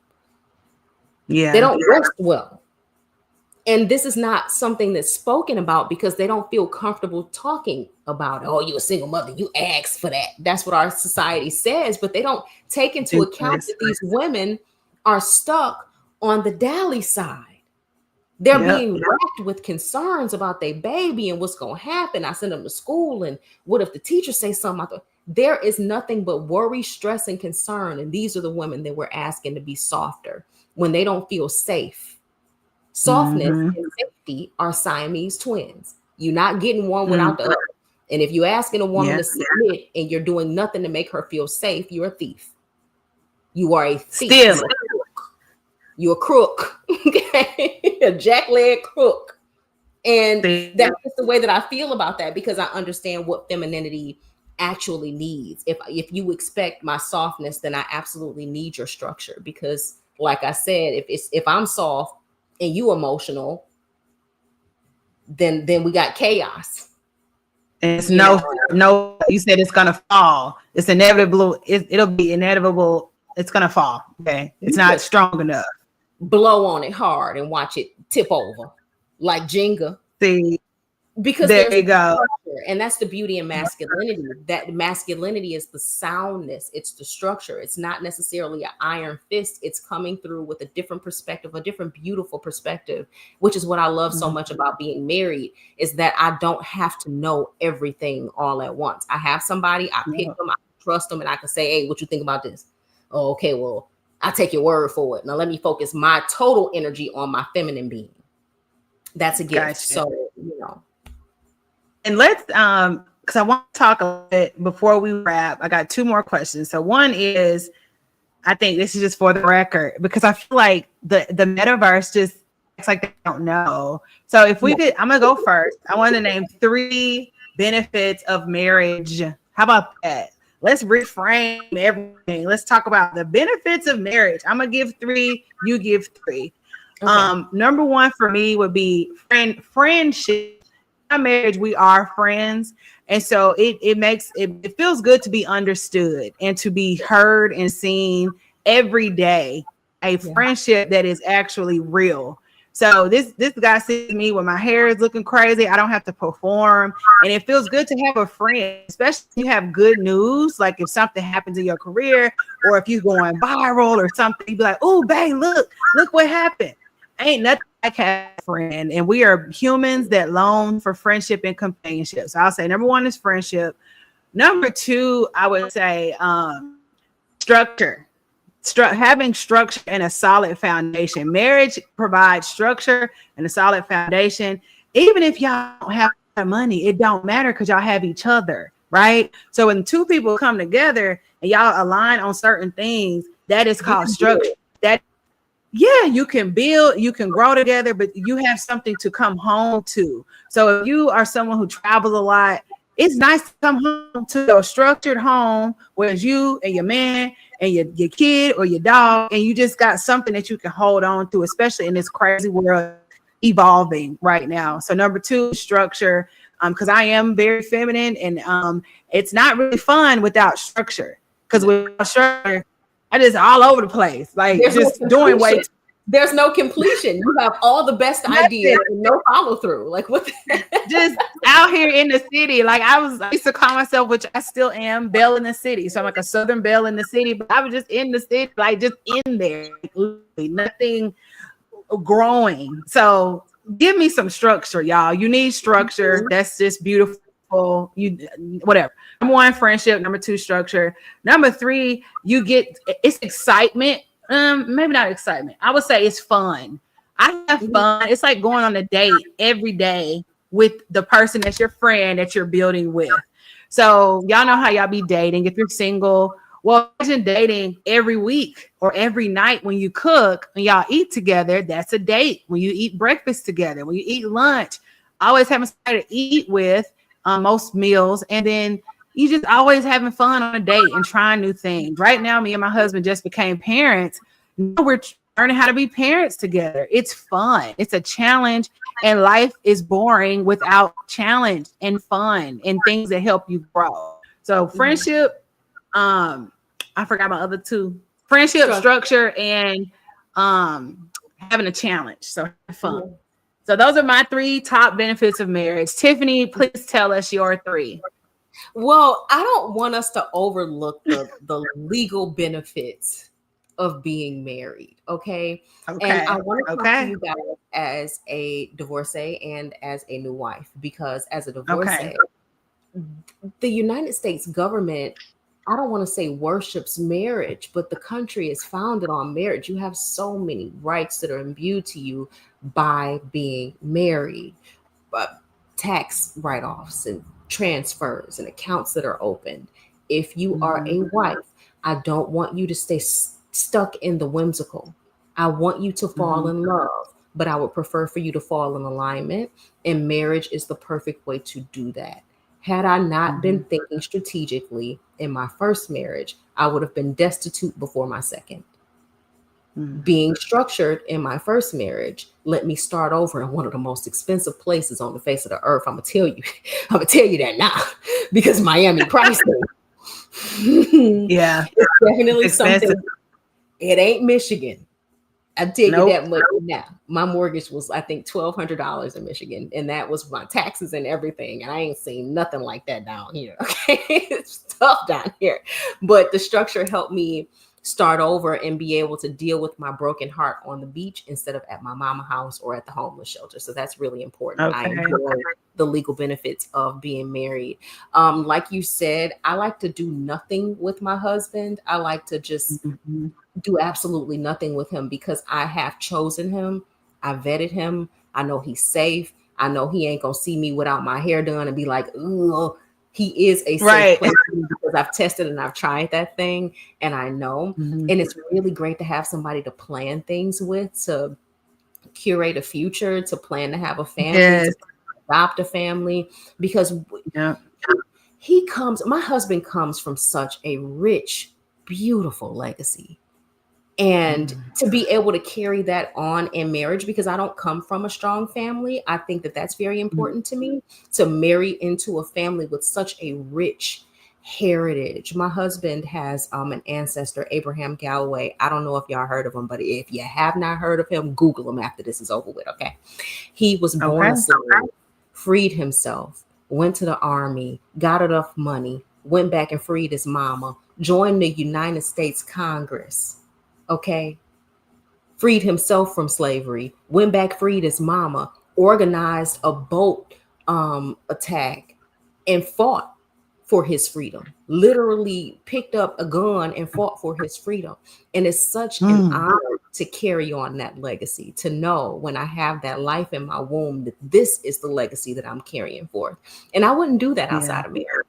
And I'm such a legacy-minded woman. In addition to us being able to walk. Girl, we went to the bar the day before yesterday in our pajamas. We just went, sat at the bar. We wore one of them house coat dusters and a little jacket. What? We sat there and we had our margaritas, and he had his Modelo, and we were relaxing. Okay, because that sounds nice.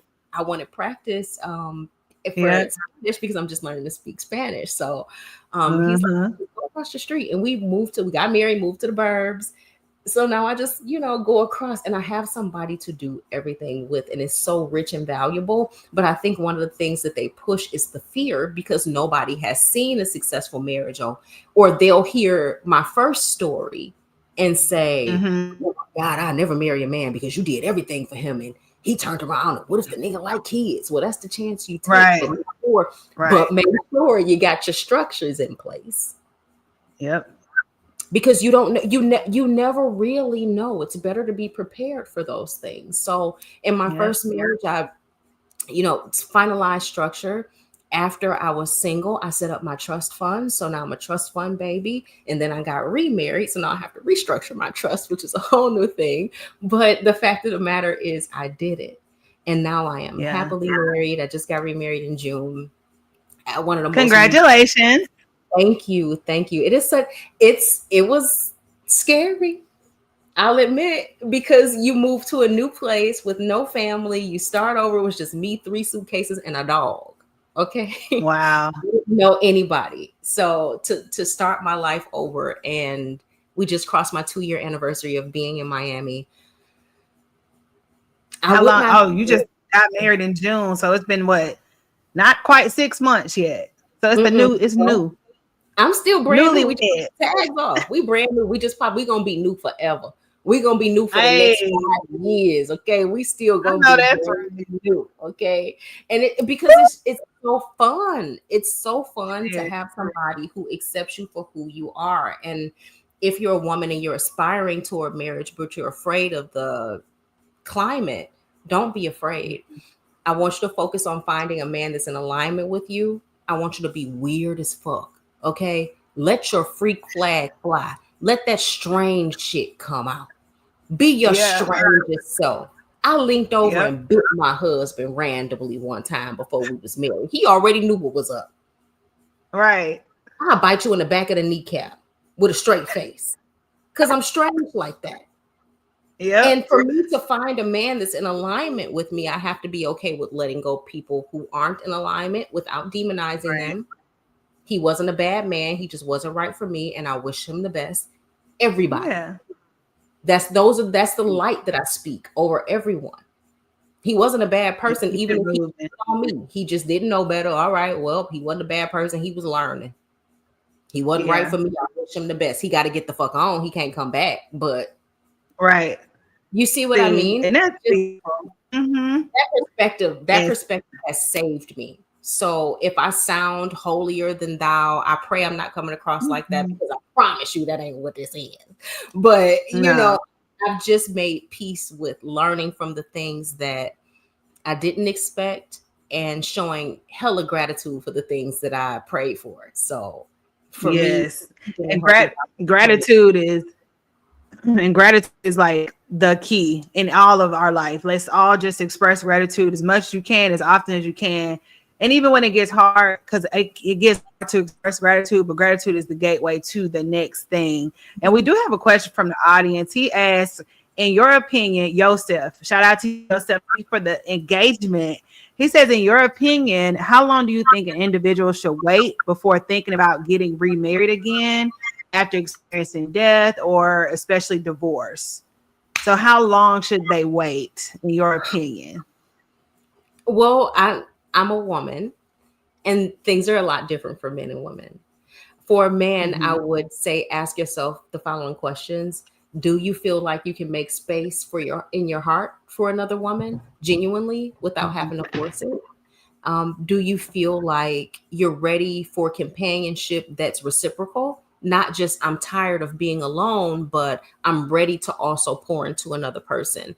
When the answer to both of those questions is yes, then it's time to start looking at who you want to be with, who's going to be the perfect, in your case, woman for who you've decided to be going forward.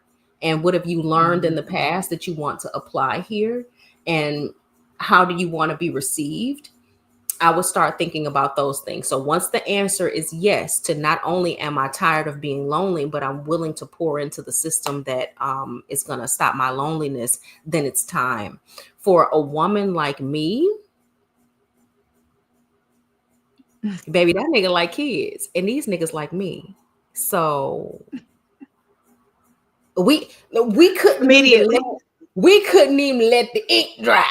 Okay, before there was a line, because I had lived my life so publicly as a wife that there were men who listened to Ask a Housewife Anything. As a matter of fact, 60% of my followers are men. And I'm not just going to say it's because I'm aesthetically pleasing. I am also smart. They might have fell in the honeypot, but they stayed for the substance. You know what I mean? Okay.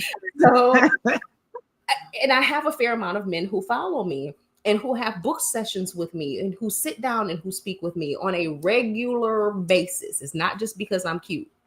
I speak to both sides. And I do think that it's important to acknowledge that there was a difference, because men have been listening to me since I was on Clubhouse, just how women were listening to me. So when they found out that he stepped a toe out of line, because they was already waiting.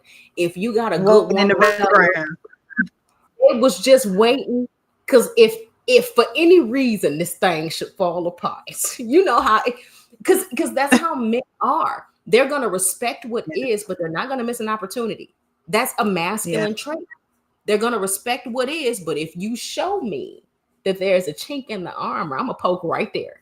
And I wasn't super public with my divorce because, you know, I didn't want to be tied to it and I wanted an opportunity to heal. But those men who knew that I was divorced, child, I had to change my number to make sure I was ready. I did. It was. And I need the ladies to know this, because there are a lot of single women out in the ether, y'all. That mindset. Hear how she's talking about herself. I want you to talk about yourself in that light. The fact that you saying this, and I am registering it as the truth, because your subconscious mind does not know the difference. And if you're seeking your husband, you're looking to attract him, you need to be talking about men like she's talking about men. Okay, they be lying. They all of what she's said. Listen, that is called magic, in my opinion. I love magic. Okay, and that's how you have to view yourself. My sisters be so outside of themselves, thinking that that's how you're gonna get what you want. They're scared. They just need to understand that there are so many good men out here waiting for white substance, because they're running into these women who are aesthetically pleasing. They got the hair, they got the nails, they got all the makeup, but when you sit down and you speak with them, they don't have the balance. There are men who are looking for wives, and if you don't believe that, then why are you even going out? It'll never come. It'll never come. You're gonna be scared to death. It's in your consciousness. You create your reality. If you are watching this, I want you to know that you are the creator of your reality. It is your thoughts. It's your projection. It's what you think to be true. So if you do believe, it is true. If you do not believe, it is true. When I do things, people will be like, I can't believe you did that. I'm like, I can't. I said I was going to do it. I didn't doubt my thought. I believed in myself. So I know that sounds, I don't care what it sounds like. You need to believe in yourself, love yourself. It's highly. See it, but society will convince you that what you just said was cocky because they benefit from you being low vibrational. They benefit. Society directly benefits from people being low vibrational. I always ask people, when something is happening that you don't quite understand, I want you to ask yourself something that judges and lawyers have to ask themselves. Que bueno. Who benefits from this? Who is benefiting from me being in low energy? Who's benefit from the strong, black, independent, I don't need no man, I can do it by myself, you can build the world? Who benefits from that? Because it's not the black woman. She tied to the motherfucker. Society. Yep, it's society. They And built we, the society off of our backs. society, are benefiting from that. And then what are the after effects of me being strong, independent women's programs? What happens to the fucking men? So when this strong woman who is accomplished in her own right, beautifully accomplished, I'm not knocking that. What happens when she's looking for her counterpart and he's this far behind because we haven't invested in him?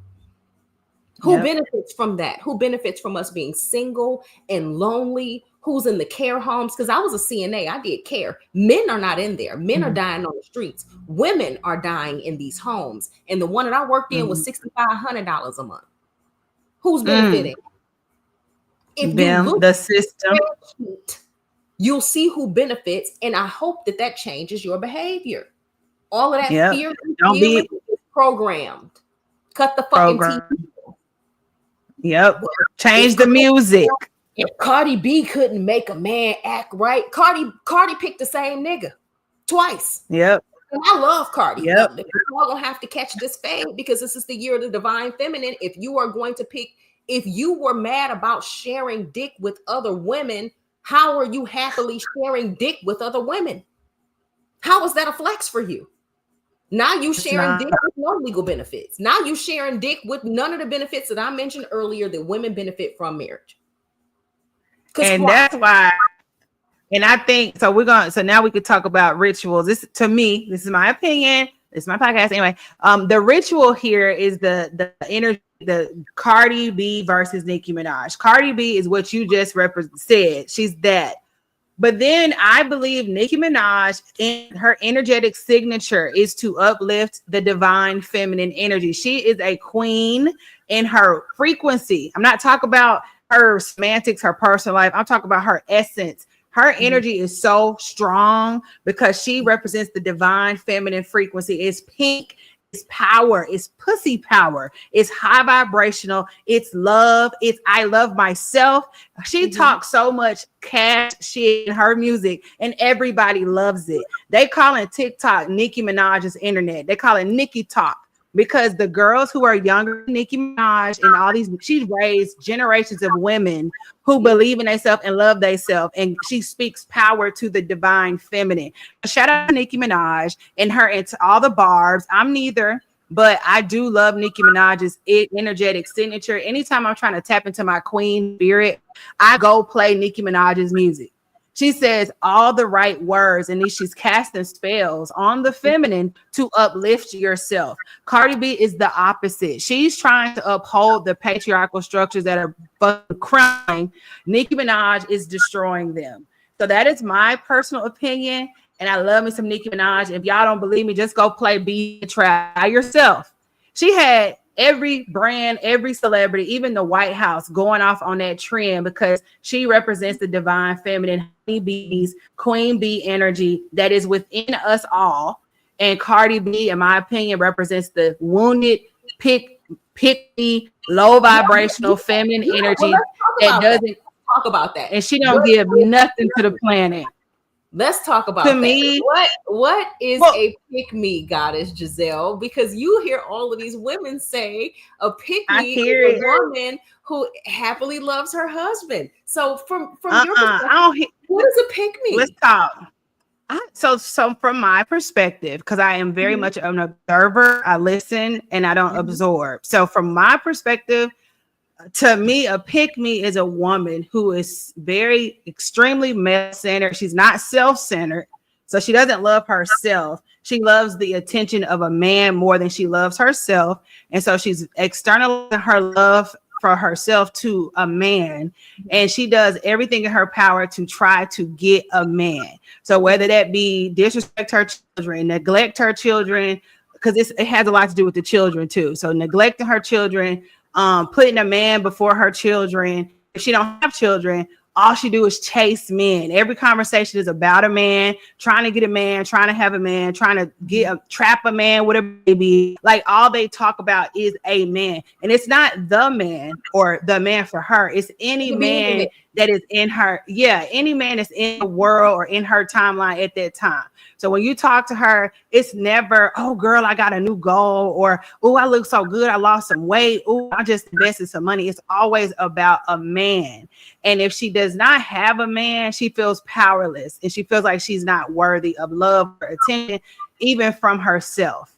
And then the worst part is that she goes online and portrays this pick me energy, and she projects it out to the world. So all of her content is about, it's her, all of her content, whether it's a selfie, a picture, the stuff she reposts, it's all about trying to get a man. I need a man. Why am I single? I can't believe I'm single. I'm such a good woman. That right there, to me, that's a pick me. And I don't like the pick me frequency. I know pick me's. Oh, and based on what you just said, see, I'm learning. I accept people and pick me's for who they are, because you have to accept people. So I accept, because I have pick me's in metaverse. I'm in the girls' world, so I know women, but I personally never resonated with that frequency until the word started buzzing. So that's what I think it is. Cardi B is the epitome of that to me. And in contrast, Nicki Minaj is the opposite. She's self-centered. She's not male-centered. So that's what I think. Okay, that's my 2 cents. What you got? I actually agree with that, because when I had a girl ask me, well, I thought a pick me was a woman who respected her husband, and she said that verbatim, and I'm like, I wouldn't marry a nigga I ain't respect. I gotta respect you before I love you. You can't mount me if I don't respect you. You don't get the privilege of enjoying my body for what it is if I don't respect you, because I have to give myself to you. I have to submit myself to you for you to enjoy me in the way that I would like for you to enjoy me. So if I don't respect you mentally, my body is not going to connect. So we're not going to be able to do that. But that's not what it is. Now, I completely agree with your explanation. I don't like something like that. It's not even that I don't like women who embody that energy. I want to grab them up and be like, come here, baby, because let me whisper something in your ear real quick, because you don't have to give away everything for nothing. If you just embody what makes you special, then the man in alignment with that will come for you. He will find you. Yes. That man will find you like a needle in a haystack. It'll feel like it'll be kismet. It'll be God ordained, because now you're stepping into your God body, your God frequency, your Christ consciousness. Yes. There you go. About you stepping into a church to get closer to Christ. You are Christ. You are Christ. And I want you to understand that the Christ that you're worshiping in churches is alive in you every single day. And the church says that they truly miss the mark, where they make you feel like you're a lowly servant. Every particle of you is God stuff. The breath within you and the dust you're made of. So why are you playing so small? Let me come into alignment and believe that I'm worthy enough to find a man who actually likes me. It's always worked for me. I don't focus on being presentable for a man. I'm whole. I'm solid in my own spirit. So my husband found me and wasn't playing either. Was not playing. Okay. No social media presence swooped me right off the market. Now people are like, wait a minute. I have men reaching out to me like, hey, how is everything? But that's timidity. His masculinity stood on that thing. What you need? How can I help you heal? How can I help you cocoon while you heal? How can I keep things out? How can I de-stress you? So he was automatically in alignment with the ranks. Yes. And thank you for asking. So please, thank you. No. And thank you for asking that question, because I'd like to talk about the generational differences on this show. And so we have millennials. I'm a millennial. I'm a younger millennial, but I'm a millennial. Okay. So I do align with the Gen Z consciousness. And I say that to say I ain't that much younger. I'm 37. I just turned 37. Well, that wasn't anyway. There is still quite a difference. Even, like you say, there are subtleties that make a difference that are worth speaking on. So I understand what you're saying. Yes. Okay, boom. Because I'm childlike. I'm a creative. So I definitely resonate with the youth more than my peer group or people who are older than me. And I just became a mom. So I'm like I feel like a teenage mother, even though I'm not. But here's my point. That's Listen, beautiful. yes. So Gen Z girls, and if y'all see this, hey y'all, it's us, the millennials. We speaking on stuff and we're gonna post this on TikTok. So Don't be be mad. nice in the comments. Listen, listen. But the Gen Z girls, because I realized I was like, women evolve with every generation. We get better with every generation. So the Gen Z girls, when it comes to this idea of being a pick me and being male centered, which I feel like they kind of created that terminology, they are very strict about your relationship with the opposite sex. Like, Well, and I yeah, mean because that in they ways watched their like, mothers and their grandmothers yeah, build yep, themselves to men who were predatory in the family. I talk about that. The uncle who molested the family, the granddaddy with yeah, the who was molesting his daughters, and the mothers who were sweeping that under the rug. I always say that there is no devil that can run rampant without God's permission. So if I allow true. myself to stay steeped in negative thinking, I'm allowing the negative thinking, meaning the devil can run rampant in my mind because God, have allowed that without God's permission. These things Yep. cannot happen. I think that they're strict because they couldn't be strict with their mamas and their memas and their grandmas and their aunties, so they're strict with other women. It comes out. I'm Yes, not that's standing for that. it. That is They it. So are I understand they are why they holding it accountable. no Yes, nonsense, and that's I enjoy that. that's But what I would them. Me prefer, too.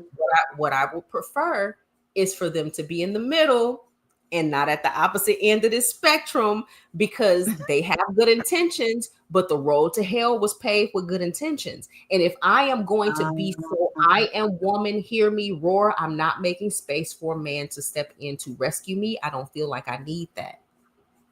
And you cheat They yourself. damn sure don't. I'm Things. about to say they But don't they're feel so that way. tired. But they so tired. They tired as Yeah. fuck. And I am not here to judge them. I understand that they're attempting to stay safe in the best way they know how, but they're fucking exhausted, which is why you have so many women nowadays who are very young with autoimmune diseases. That didn't come from nowhere. That is your body keeping the score of all of the trauma that you've inherited from being your own man. You weren't Yeah. supposed to do At a this alone. young age. You're not At a supposed to young be age. you're supposed to be interdependent, meaning I am whole on my own and I found another whole person on his own and we can interdepend on each other because we both have something. I'm not talking about codependent. I'm talking about interdependence. That needs to be the goal. Interdependent. And when I see my girlies on this whole I am woman, hear me roar, men are useless kick, I know that they're going to be like the mothers of the silent generation. Now, if we go back, we had women who were like that because they saw their Yeah. mothers as slaves. They saw their mamas be slaves. So they decided that they didn't want to be super maternal. And we got that in the silent generation.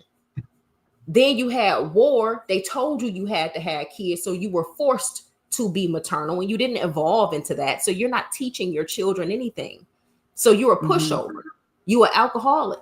You got the pills. You got the quaaludes. Like most housewives were silent because they was high by 4 and sleep by 6. This was a 1950s housewife. Yes, dinner is done, but she's on Percocet.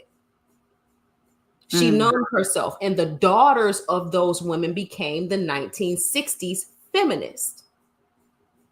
And the daughters of those 1960s feminists carried the generation on into more, I don't need a man for nothing because they ain't good for nothing. And then the next generation after that said, no, you did it wrong. I got to submit, which was the 2015 trad wife resurgence because they're trying to correct. But you have people swinging. You're still at opposite ends of the spectrum. Now we just bouncing back and forth. Ain't nobody in the middle. It don't have to be like your mama did it, but it also does not have to be this extreme. Figure out what you want. What the fuck? I ask my mentees all the time, what the fuck do you want? Cut like that. What do you want? Because I'm not about to play with you. I book sessions. I get paid to speak with you, and I'm not going to keep you in arrested development. I know that I have a broad array of skills that will keep you with me from before you meet the man until when you have grandchildren. I can help you plan date nights. I just did that in the group. I planned a whole brunch menu because I was trying to get some morning peen. I was trying to flirt with my husband, girl. So I put together a whole menu, made it on Canva, sent it to him so I could flirt with my man. But I also posted it in the group so that women understood that this ain't no pick me shit. I love my man and I want him to see a text from me and light up.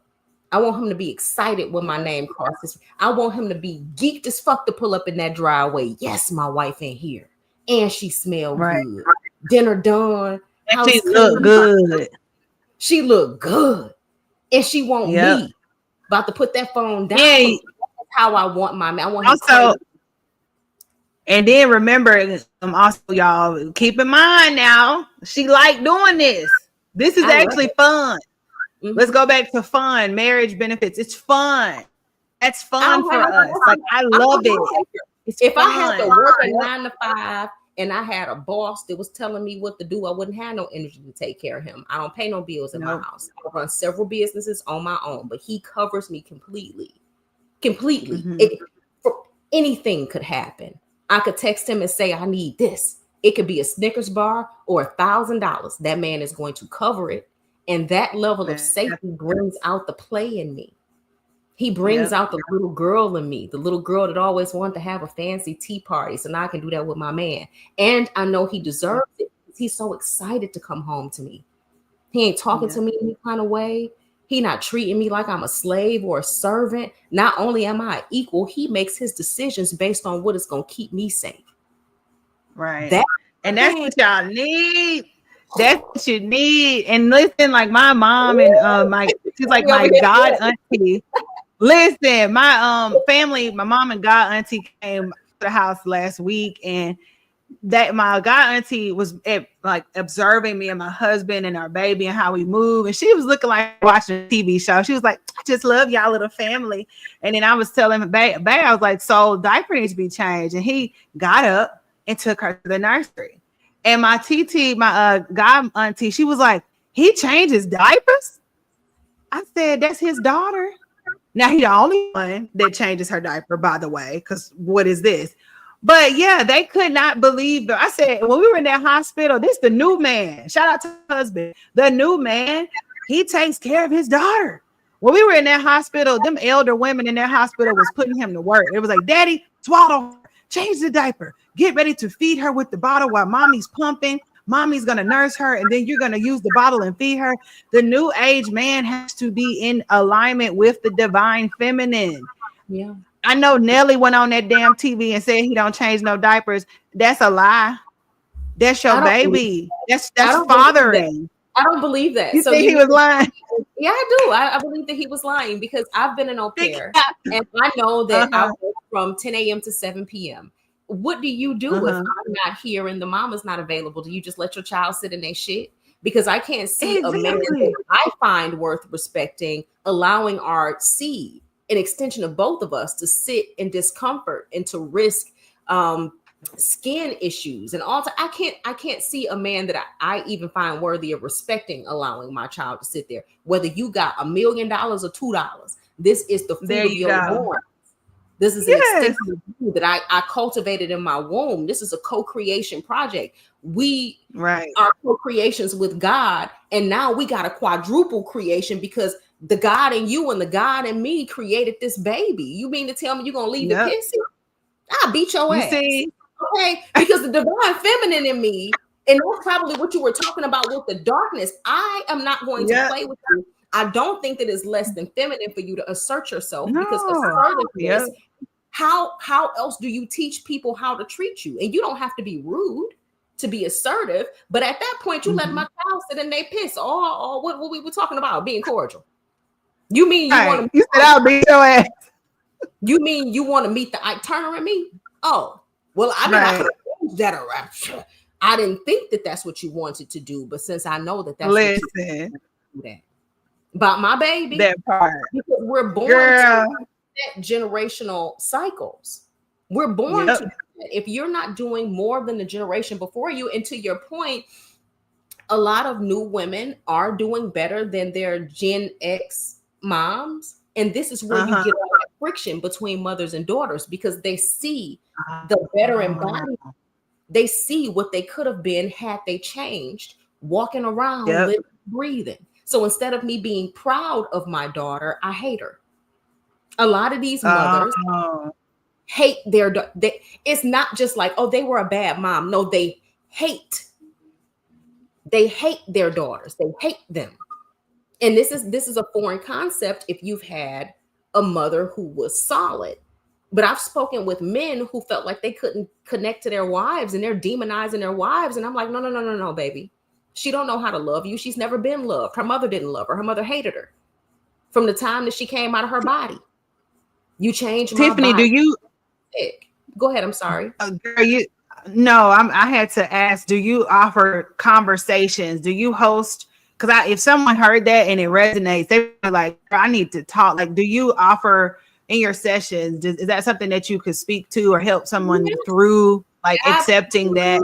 Absolutely. What? Because I had to accept it in myself. I was born to a mother who was 16 when she got pregnant, who was on her way to have an abortion. She did not want me. She was on her way to get me sucked up out of there. And she already said it. She was like, I didn't want to be no mama. I wasn't planning to stay with your daddy. He wasn't my boyfriend. I wasn't trying to keep him. I was out there hunching, trying to feel something, wound up with you. No, I didn't want you. How did you find that out? She told me from the time she told you. That was the only origin story I have ever had. I don't have a cute little when mommy met daddy story. Is I was on my way to the chop shop, girl. Granny found out and made me keep you. And her mother had a very tumultuous relationship. And I think that there was a lot of residual blame from my mother to her mother because she forced her into such an adult position. Well, I'm not going to say forced her because you was fucking. Nobody forced you to become a mother when you know that sperm meets egg and make baby. We talking about 1986, not 1906, where we're talking about an absence of information. And she was 16. My grandmother and both of her older sisters had been pregnant the year before. My grandmother was pregnant with her teenage daughter. She came from a family where this was perpetuated. So it's not like she was just an innocent child that didn't know no better. She was out there fucking. Right. She made a baby that she didn't want. And she took that out on me. It didn't matter what she was frustrated about. And I had this child young and I had this. She was 40 talking about, and I had this baby young. And I'm sitting across from her like, bitch, you're grown. Yeah. But she really helped me understand arrested development and understanding a lot of her cycles and seeing it raw like that truly helps me pull my clients through this position that they're in, because I've had women who've had relationships with their mothers like this, where they didn't trust them at all. They didn't trust nobody. Now they married with kids.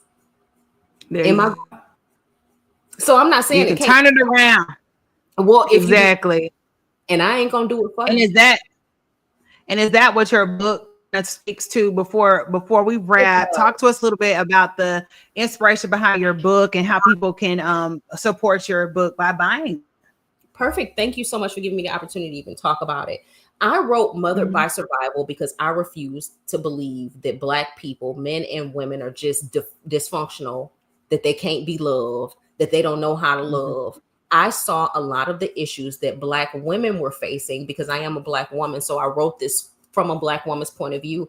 I could see the abandonment issues showing up in our adult lives and people pleasing.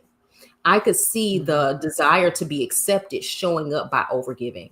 And when I would ask women why they did these things, they didn't truly know. But if I sat with them, because I love to give enough space, enough runway for you to unpack and say, this is why I do that. Not to make excuses, but once we identify that this is why, this is where that comes from, anytime the urge comes up, then we can reset. See, I'm a cognitive-based coach. I'm a life coach, but I'm certified in cognitive-based techniques. And I use a lot of that. Me traveling down that road led me to Mothered by Survival, unpacking the legacy of generationally immature mothers, because this didn't come. My mother wasn't a one-off. My grandmother was emotionally immature, had 6 children. Her first when she was 13 by a 27-year-old man. And she herself was born. My great-grandmother was a single mother who had a baby by a married man. So we're talking about emotional immaturity to just cast down through the generations, and it winds up being passed down like grandma's recipe. And before you know it, you don't know why you're doing this shit. So this is why I decided to write the book, because there's so much noise blaming Black women for the position that they're in. And there's not enough understanding as to how they got like that or how to get them out. And I hate that hypercritical voice, because there's no problem solving in that. Once we realize where the problems came from, I can help you through it. You're not stuck like that. There's no hope in just blaming the Black mother, the divine feminine, the ultimate divine feminine. We are the original. Yep. So if I want to see change, then I have to pour into that change. And I'll say that my mother wounded me perfectly for this mission. How could I hate her when she hurt me so perfectly that I could drag hundreds? At this point in 2025, year of our Lord, I have helped hundreds of women, hundreds, close to 1,000 women in one-to-one coaching sessions come through this right here. Never had a chargeback. Never had nobody programs play in my face. Not ever. And I don't have no management. It's me running this thing, because I'm so passionate about pulling you out. Yep. And your invisible board of directors, right? That spirit team that's invisible but visible and obvious. You got a whole legion. Yes. You have a legion of angels. You can feel them around me when I speak. Yep. I speak from an authority. You're doing work for the planet. Yeah, I was about to say, this is so much bigger than you. That's why I'm appreciative that you found the courage to just start talking online.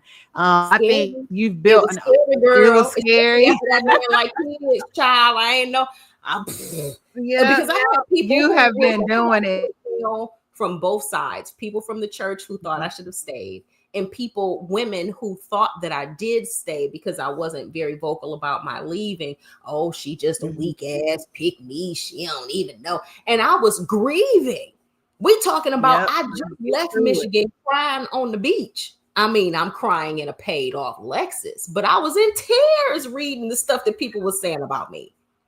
Okay. I was heartbroken. I wasn't destitute. But I was heartbroken reading the things that people were saying about me. I couldn't believe it. So for me to heal through it, decide that I wanted more, figure out the life that I wanted, and then curate that for myself. If I can do that, you can do it. I don't give a fuck what you got going on. You empty leg, you cockeyed, I can get you where you're going, because I'm up there. It just is. So if you wanted to be fearless about it, you can find it on Amazon. It is available on Amazon. It's doing really well. If you want a digital copy, you can find that on my website, empoweredpathlifecoaching.com. There is a digital version available. You can have it in your lap right now. Also, if you wanted to follow me on TikTok, where I talk more about mother, daughter, family, narcissist issues, and setting boundaries to help you put yourself in control of your life. If you're tired of being in the trunk in your own life, you need to find me on TikTok, because you probably need some boundaries. So my TikTok is at boundariesbestie /life coach. Okay.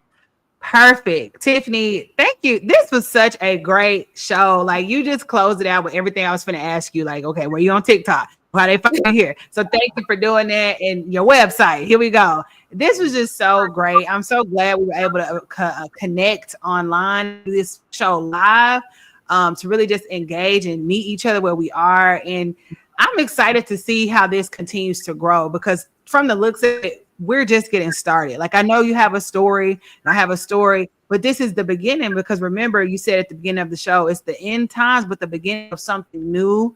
And right now we're witnessing the divine feminine just ravishing through the planet. I mean, they did BravoCon. I'm into all of that.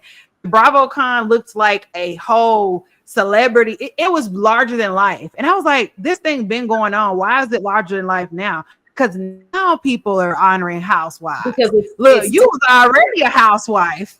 You said and what? Because it's time for it. And now I'm a housewife again. And I'm hoping that, just like before, I'm hoping that I can reshape the image of housewife from servant, soul servant, to divine mother, to knowledge keeper, to knowledge holder, healer, to helper, and not just for other people. My husband exists in my overflow because my femininity is so big. It has to have somewhere to go. So if you're interested in being a homemaker, I would say get full yourself.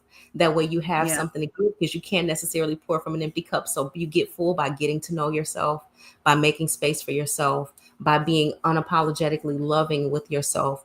Ignore your mother's negative voice in your head, because that is going to hold you back. And the moment that you begin to speak for your soul, you'll find who you are, perfectly imperfect. And whether you turn into a housewife in an apron and perfect hair, or you turn into a housewife in a wife beater and hoop shorts, that is your prerogative. You define it. Don't let anybody else define it. So if you don't take anything out of what I said today, be your own self, let your freak flag fly, and whoever like it is going to like it, baby. Thank you so much, Tiffany. And not to go off on a tangent, but yes, housewives are so valuable and critical. It's so much bigger than just being at home. I've been at home since I met my husband. I've been at home. So I'm at home since 2017. And he made sure I was at home from the time we got together. And ever since I've been at home, then I got married. So now I'm a housewife, but I am an entrepreneur. So I do get my bag, like you shared with us, Tiffany. Entrepreneurial housewife. There you go. Shirt that say entrepreneur. I just changed out of my entrepreneurial. I'm gonna send you a picture after we finish. I just put this on and changed out of my entrepreneurial housewife shirt. I have a shirt. That's it. It said, wifey, mommy, rested and paid. Okay. Entrepreneurial housewife. I don't have to be or a servant. The black women fuel the economy. Our minds are brilliant, and it's our brilliance that's running a lot of these Fortune 500 companies. That's nothing to be ashamed of. What if you took half of that brilliance and you brought it home and created something for yourself and for your community? This is what I did with my business, and I'm so fulfilled. Don't worry about the money, because as long as you run your business with integrity, the money will come. I've never had to worry about no money, and I never will, because the money will be provided as long as I'm in alignment. Focus on alignment. Don't worry about no money. Don't worry about no man, no title. Get in alignment with yourself, and everything that's meant for you will be for you. It sounds oversimplified. I promise you it's not. It's coming, and it's for you. Thank you for that, because you're right. I get what you're saying, because there's two brands going on. Me and Tiffany, we are the updated brand and updated version of the black woman at home. Like, what is she doing at home? How is she living? Is she married? Is she this? I'm at home. Let's start there. And then I do this at home. My baby, no daycare. Why she gotta go daycare if her mama is at home? I'm raising my daughter. My husband is raising his daughter. We don't have to give our life to the system. We don't have to give up our sovereignty to exist, because the woman is at home. Those are some of the things that makes it so it's a game changer. It's a chess move. Okay. So this is not about cooking and cleaning. That's a bonus. But we're talking about having consciousness so that the home feels lived in and that everybody can feel safe. Yeah. Tiffany, you better wake it up. The woman is the heart of her home. And if the woman is in turmoil, if mama ain't happy, ain't nobody happy. We've been carrying that adage generationally, but it's truly, it really is true. The woman is the heart of her home. And if I have someone who's keeping the structure for me, then I can focus on being the heart. But I had to pick him. He didn't just pop up like, hey, I want to give you everything. Well, I had to choose him, and I had to choose him from a healthy place, and not saying, oh, woe is me, what's going to happen? Now I'm divorced and ain't nobody going, oh, man, I have never, I assure you, even at my saddest point, I didn't get stuck there, because the niggas You are can't so find good at that. Listen, Listen, the niggas ain't hanging out in despair, not the ones I want. right. You are so you I are have good to at this, girl. So if you need help with that, I have sex available. I also have a private group on Facebook. It is a paid space, but I promise you it is where you get more of me. My mentees are getting close to 200 videos a month. In addition to what I'm doing on TikTok. So God bless me. I don't know what I'm doing, but I'm holding it together. But we're breaking generational piece by piece. When I So say, and I say this last thing, reach because I could keep talking, but the last thing I want to say and commend you on, and also honor you with flowers, is that, and this is for like GP, for y'all to know, for GP. We are in the age of Aquarius, where we're going to be having to create timelines in real time with your own consciousness. And that's why the 9-to-5 trope is ending. The 9-to-5s are ending because the world is shifting into the divine feminine frequency, whereas you're creating from within. Whatever's inside of you, you're pushing it out, and then people can see it and they can support you. Tiffany, I think you do an excellent job of building communities online. Like, that is the future. So I'm going to talk as a social media tech media girl. The future is in online communities. People don't watch TV no more. They watch my podcast. They watch TikTok. They are watching online communities. Tiffany, you do an excellent job at curating those spaces and also monetizing those spaces. And give me just one tip, because I'm talking as a social media person, like influencer. Everybody's trying to figure out how to use social, how do you grow on TikTok, how do I make my community viral?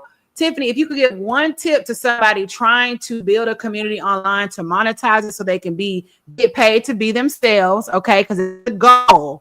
What tip? Give me one tip, one advice on how to build that community online and monetize it. Perfect. Now I'm talking to the business. Now you're talking to the business wife. Now the entrepreneur comes out.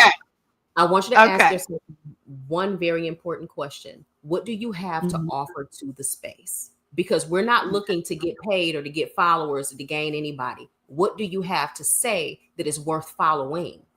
Okay. So now that we've established what we have to say, you know who you want to speak to, right? You need a free offer.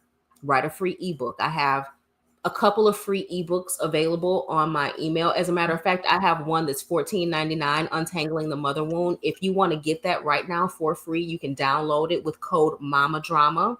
That is, again, code Mama Drama. So I have a free option. I also have a paid group. I've written a book.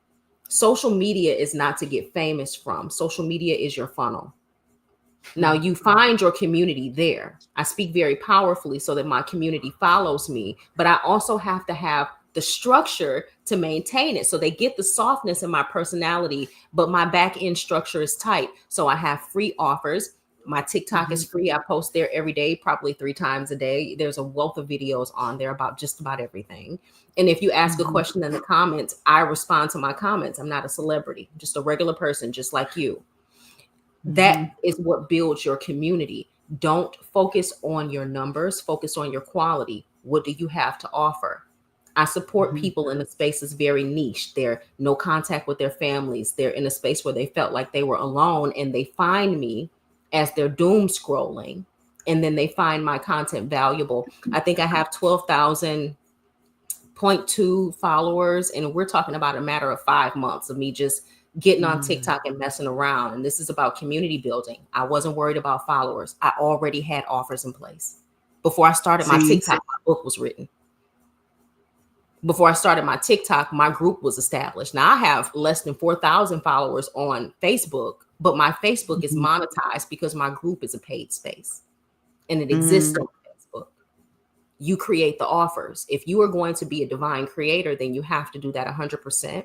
And if you're going to be a responsible community builder, like the goddess Giselle here was saying, if you're going to build a community, you have to have structures available and resources available for that community. So if anybody is following me, I can't see any comments. So if anybody who is in my private group space is in here, they will tell you the value of the community space and having access to me in that way. Is not like a Facebook or TikTok post. They could ask me a question and I'll curate a day's worth of content for them. That's valuable. Yes, they're paying a monthly fee, but what they're paying me is pennies on the dollar versus what they can do with the value I'm providing. So what do you have that you're willing to give back? Fuck the followers. Gotcha. Who cares? You Yep. can have 4 followers and make thousands of dollars. It's about the That's quality true. of your offer. So I want you to think about the community that you're cultivating. What do they need? What kind of support do they need? Mhm. And do you have the capacity to be that? Because you can see a thing that needs to be done, and understanding that you don't have the capacity is really a big thing. You know, the most educated Mhm. people know what they don't know, and they know That's what they true. need. So ask yourself, do you have the capacity to give your community what they need? And if you do, give it to them. Reckless abandon. Don't Mhm. worry about the numbers. Who gives a fuck about likes? Am I feeding my community the things that they need to see, hear, and feel for them to transform? That's my focus. And since that's my focus, Okay. the community grows. So if I could give you anything, that's what I will give you.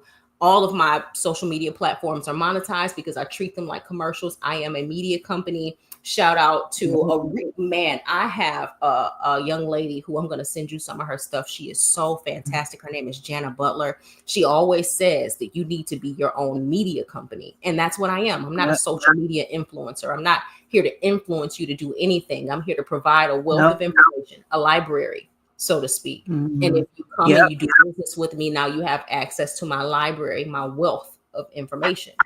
So, you know, don't worry about the followers, worry about the quality of information you're putting out there, and people will come to your program. Love it. That's so good, Tiffany.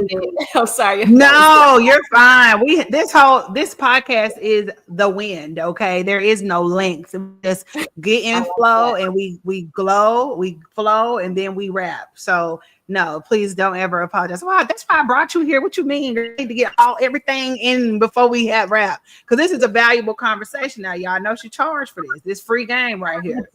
But listen, Tiffany, this is so amazing. I'm so glad you're here. Thank you for your time. Thank you for your voice, y'all. This episode was so lit. I'm a mom now, feeling very different in a good way. I feel very empowered. Like I'm empowering myself through creating these spaces. I'm like, okay, baby, mommy finna go do a podcast. And it just feels so good to kind of get back into, not back, get up, because I'm ascending, I'm evolving. So meet this new version of myself. It's a new level. It's a whole new level. It's different. This thing is different. And so I'm so happy to be back on the show. Y'all, we're going to keep this thing cracking. Y'all make sure you follow Tiffany everywhere. Follow me everywhere. And without further ado, we're going to wrap this thing. You are tuned to episode 18, a conversation with Tiffany Galloway. And until next time, we'll talk to you later. Bye.